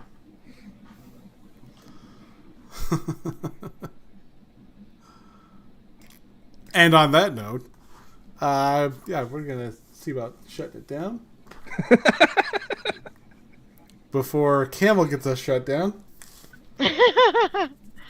Hey, it's a question of historical fact. I'm not advocating anything. I'm just trying to settle a dispute. All right, so go with parting thoughts, Camel. I mean, I don't know.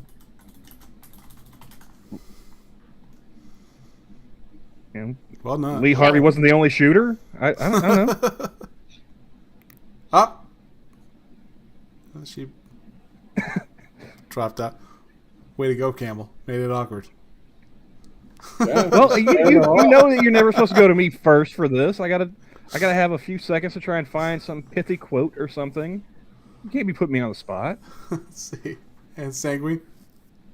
I'll leave off with my standard of, if you're passionate about something, make sure that you devour it. Don't let it devour you. We'll give a little bit of time.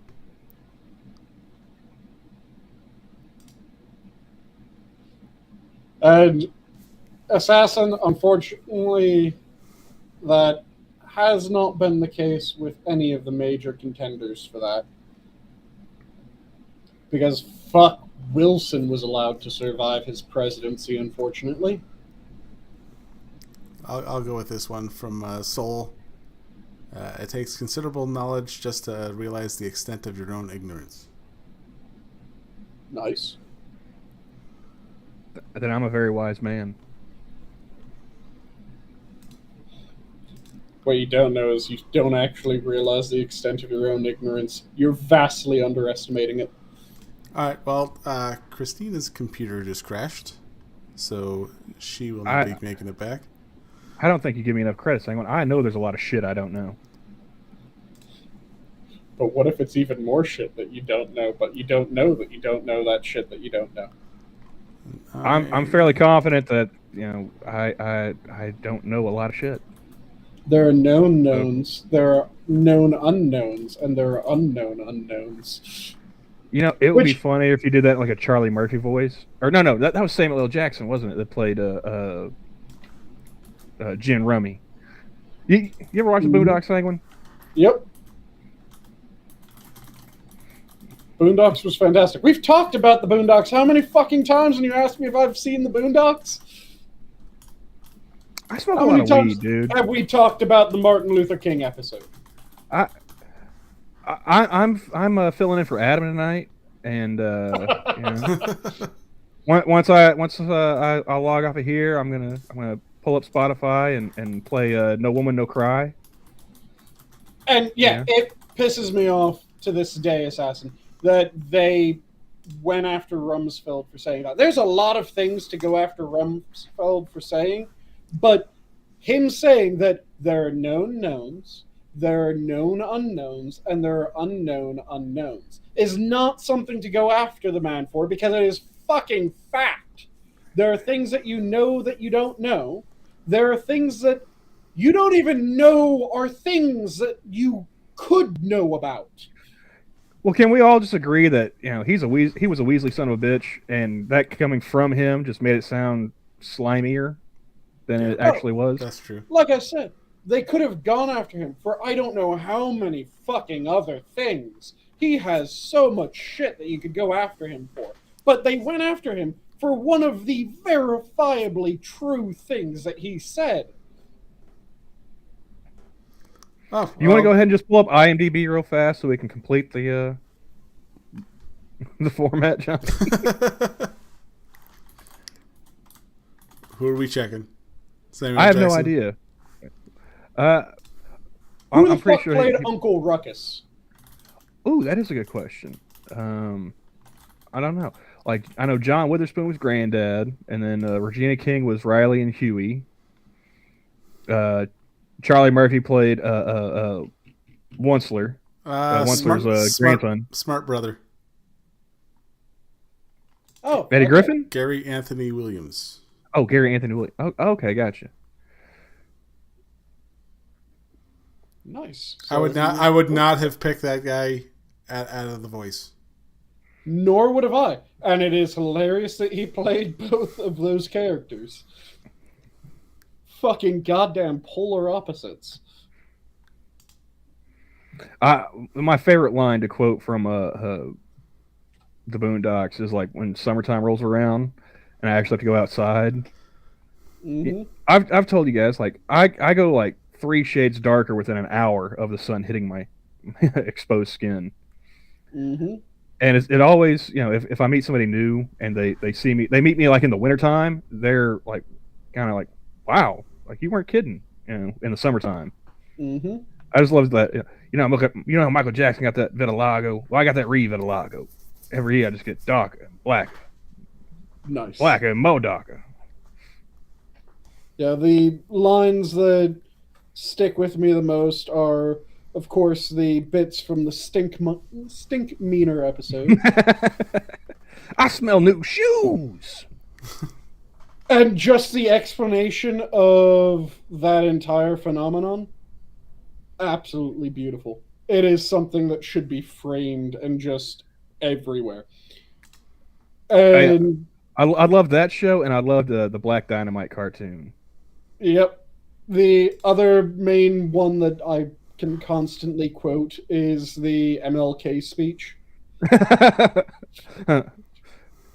I'm going to Canada. Yep. Yeah, I'm not repeating the rest of that speech, not on this channel. Yeah, same. That's like every line was going through my mind, and I can only do part of each line. Yeah, no. Like I can do wax and wane and love to complain, but I can't do the other words. Let's see. Now, what part of this one can I say? Of. Yeah. No, I think, I don't know about you guys, the favorite episode's got to be the one with Fred Willard as the teacher. Mm-hmm. As Riley's teacher, when they're suing the school for him using the N-word.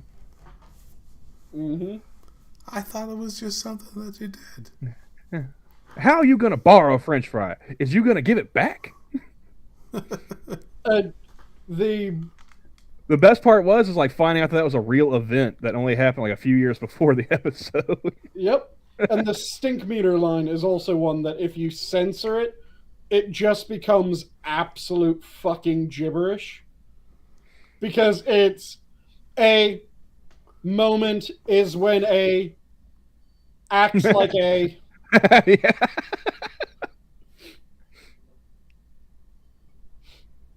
And it can happen at any time because the Boondocks didn't come on at prime time, did they? That was more of a late night cartoon. Yeah, that was Adult Swim. It was an Adult Swim thing. So yep, it was Adult Swim when Adult Swim was good. I remember like the girlfriend invited one of her friends over, and the girlfriend's friend brought her boyfriend, and so it's like that one of that weird kind of like, oh well, meet her boyfriend. You guys surely have something in common, right? It's like, I'm just sitting back here, just got finished smoking a joint before they showed up. It's like, you ever see Black Dynamite? No. What's that? I showed him the Wizard of Watts episode, which I think is like one of the last ones. Mm-hmm. He's like, oh, what? Huh? Like, this was on TV? It's like, it was, yeah. Mm-hmm. The Black Dynamite cartoons were fantastic, and there are so many reviews of the old school movies that are goddamn hilarious, and I will pull them up randomly just to watch through them again. Like, I can't remember which review it was, but it was, goddamn, I think these scenes are getting penetrated by this boom mic more than any of his hoes. And just goddamn. Johnny, should we add that to the list? Like add some blaxploitation movies to the someday movie night. Yep. Black Dynamite and Action Jackson. Coincidentally, I have Action Jackson. Another one we need to add is, it's not a blaxploitation, but still, don't be a menace to South Central while drinking your juice in the hood. Of course. Of course it goes on the list. Let me quickly double check that I'm remembering this movie right. One of these days, Johnny, we'll get around to it. One of these days. When we have maybe time. And weather permits. Squidbillies was alright, cannibalistic. I like that one as well. Super Jail was a good one there for a little while. Fuck, I remember the football player's name, and I remember an advert for the movie. I can't remember the goddamn movie name. What's the football player's name? The starring Mean Joe Green. Oh. And it was one of the old school blaxploitation movies. Oh, okay. And I can picture the commercial in my head. The Black Six. And it is one of the most blaxploitation commercials that you can possibly imagine. It might be Black 6, but I don't think it was Black 6. I think it was a different one. A high school girl, or a high school student who is a person of color is caught dating a white girl. Mm-hmm. You could just say a black guy was dating a white girl. Yeah, Moral Oral was a good one too. Cougar Knife. Trying to think, which other ones did I used to watch on? Because of course, they had like Family Guy reruns. They had Robot Chicken. Trying to think of some of the other ones. Man, it's been so long. Big O. That For was Adult Swim? Old school Adult Swim, yeah. Old Adult Swim was effectively Toonami, only it was the more adult ones. Okay. And Venture Brothers, yeah, there you go, Cougar Knife. Venture Brothers, they aren't they getting a movie or are they getting a final season to cap it off? I think it's a movie. C-Lab. Oh yeah. 2121. So many nights spent getting just completely oven baked and watching C-Lab episodes. Yeah, they had syndicated Futurama as well. Mm-hmm. It's reminds me of, it's been so long since I actually sat down and watched TV and just let them pick the programming. My friend really liked the Tim and Eric stuff, and never got into it. Never understood it. It felt like whenever I was like, what's the point of this? My friend's like, well, you got to think of it like, I'm like, no, don't give me that. It's the art thing. That's the fucking bullshit. It's not funny. Like, I don't... See, there were certain bits from Tim and Eric that were pretty good. There's a lot that's really quotable from Tim and Eric. But really, in order to enjoy Tim and Eric, I do not know this from experience, but I do know it from people that I trust on such matters. Apparently, the way that you really enjoy it is if you are just high as a fucking kite. I've been there, done that. Didn't work for me. Did you drop acid? No. Furthest I go with hallucinogenics is mushrooms. That is also part of the formula, apparently. Yeah, if I gotta take something called acid to make your show funny, you're doing something wrong. Yeah. I can't think of whenever anyone mentions Barnaby Jones, I always think of Frisky Dingo. Mm-hmm.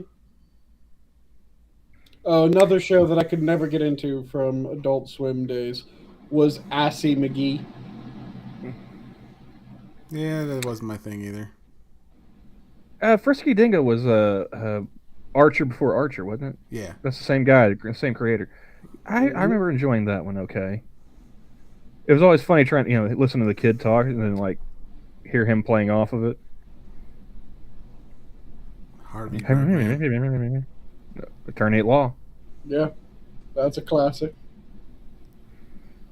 Were you Adam levels of high at the time? Watching Tim and Eric, I'm going to say yes because I only vaguely remember seeing it, but I know it took me way too long to change the channel. So, yeah, going to say that the eagle had landed at that point. Isn't that mean that you just came down from it? Outer space, Sanguine. The eagle landed on the moon, didn't it? I suppose. It depends on which landing you're talking about.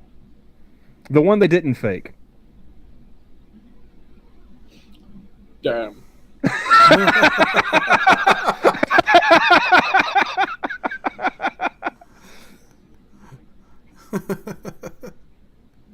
Johnny, you should have turned this off I don't know, after the comments about Lee Harvey earlier. I think she gave up. I didn't you guys hear her computer crashed? Yeah, that's why I said I think she gave up. Oh, yeah. A computer can crash and you can bring it back. I've done it. Well, yeah, she's sticking a fork in it, so. I didn't know she was that depressed over it. Shit.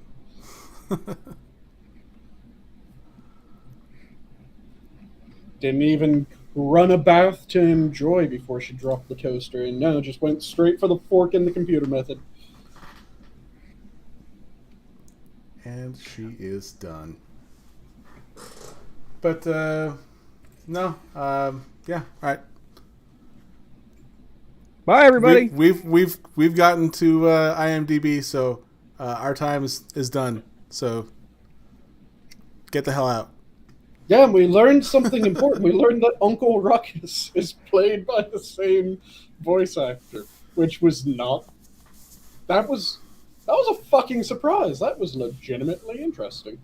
Yeah, I would not have picked Gary Williams for that, because especially going from like Smart Brother to Uncle Ruckus. Yeah, like I said, complete opposites. Anyway, we've been your minions. You don't have to go home, but you can't stay here. Bye, everybody. Have a good one. Oh, are we leaving? Apparently. Cam was closing the show now? Well, you weren't. I've been stalling. I mean, we don't have to. I mean, she wants 3 hours, not 2. No, I gotta go to sleep.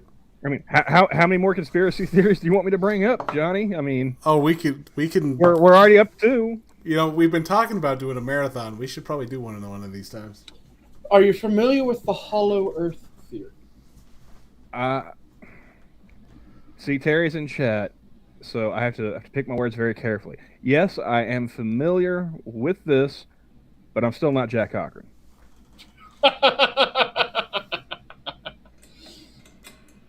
I also know about the reptilians and the Greys, only because I listen to him, not because I am him. Sure. And since now we've had it where Johnny has done part of the ending, Camel has done part of the ending, does that mean that now I have to do a part of the ending as well? And Go ahead, man. Round it out. Yeah, you might as well. Maybe this one will take. So, with that, have a good night, all. The zoo is closed. Have a good night, everyone. Bye, everybody. Good night.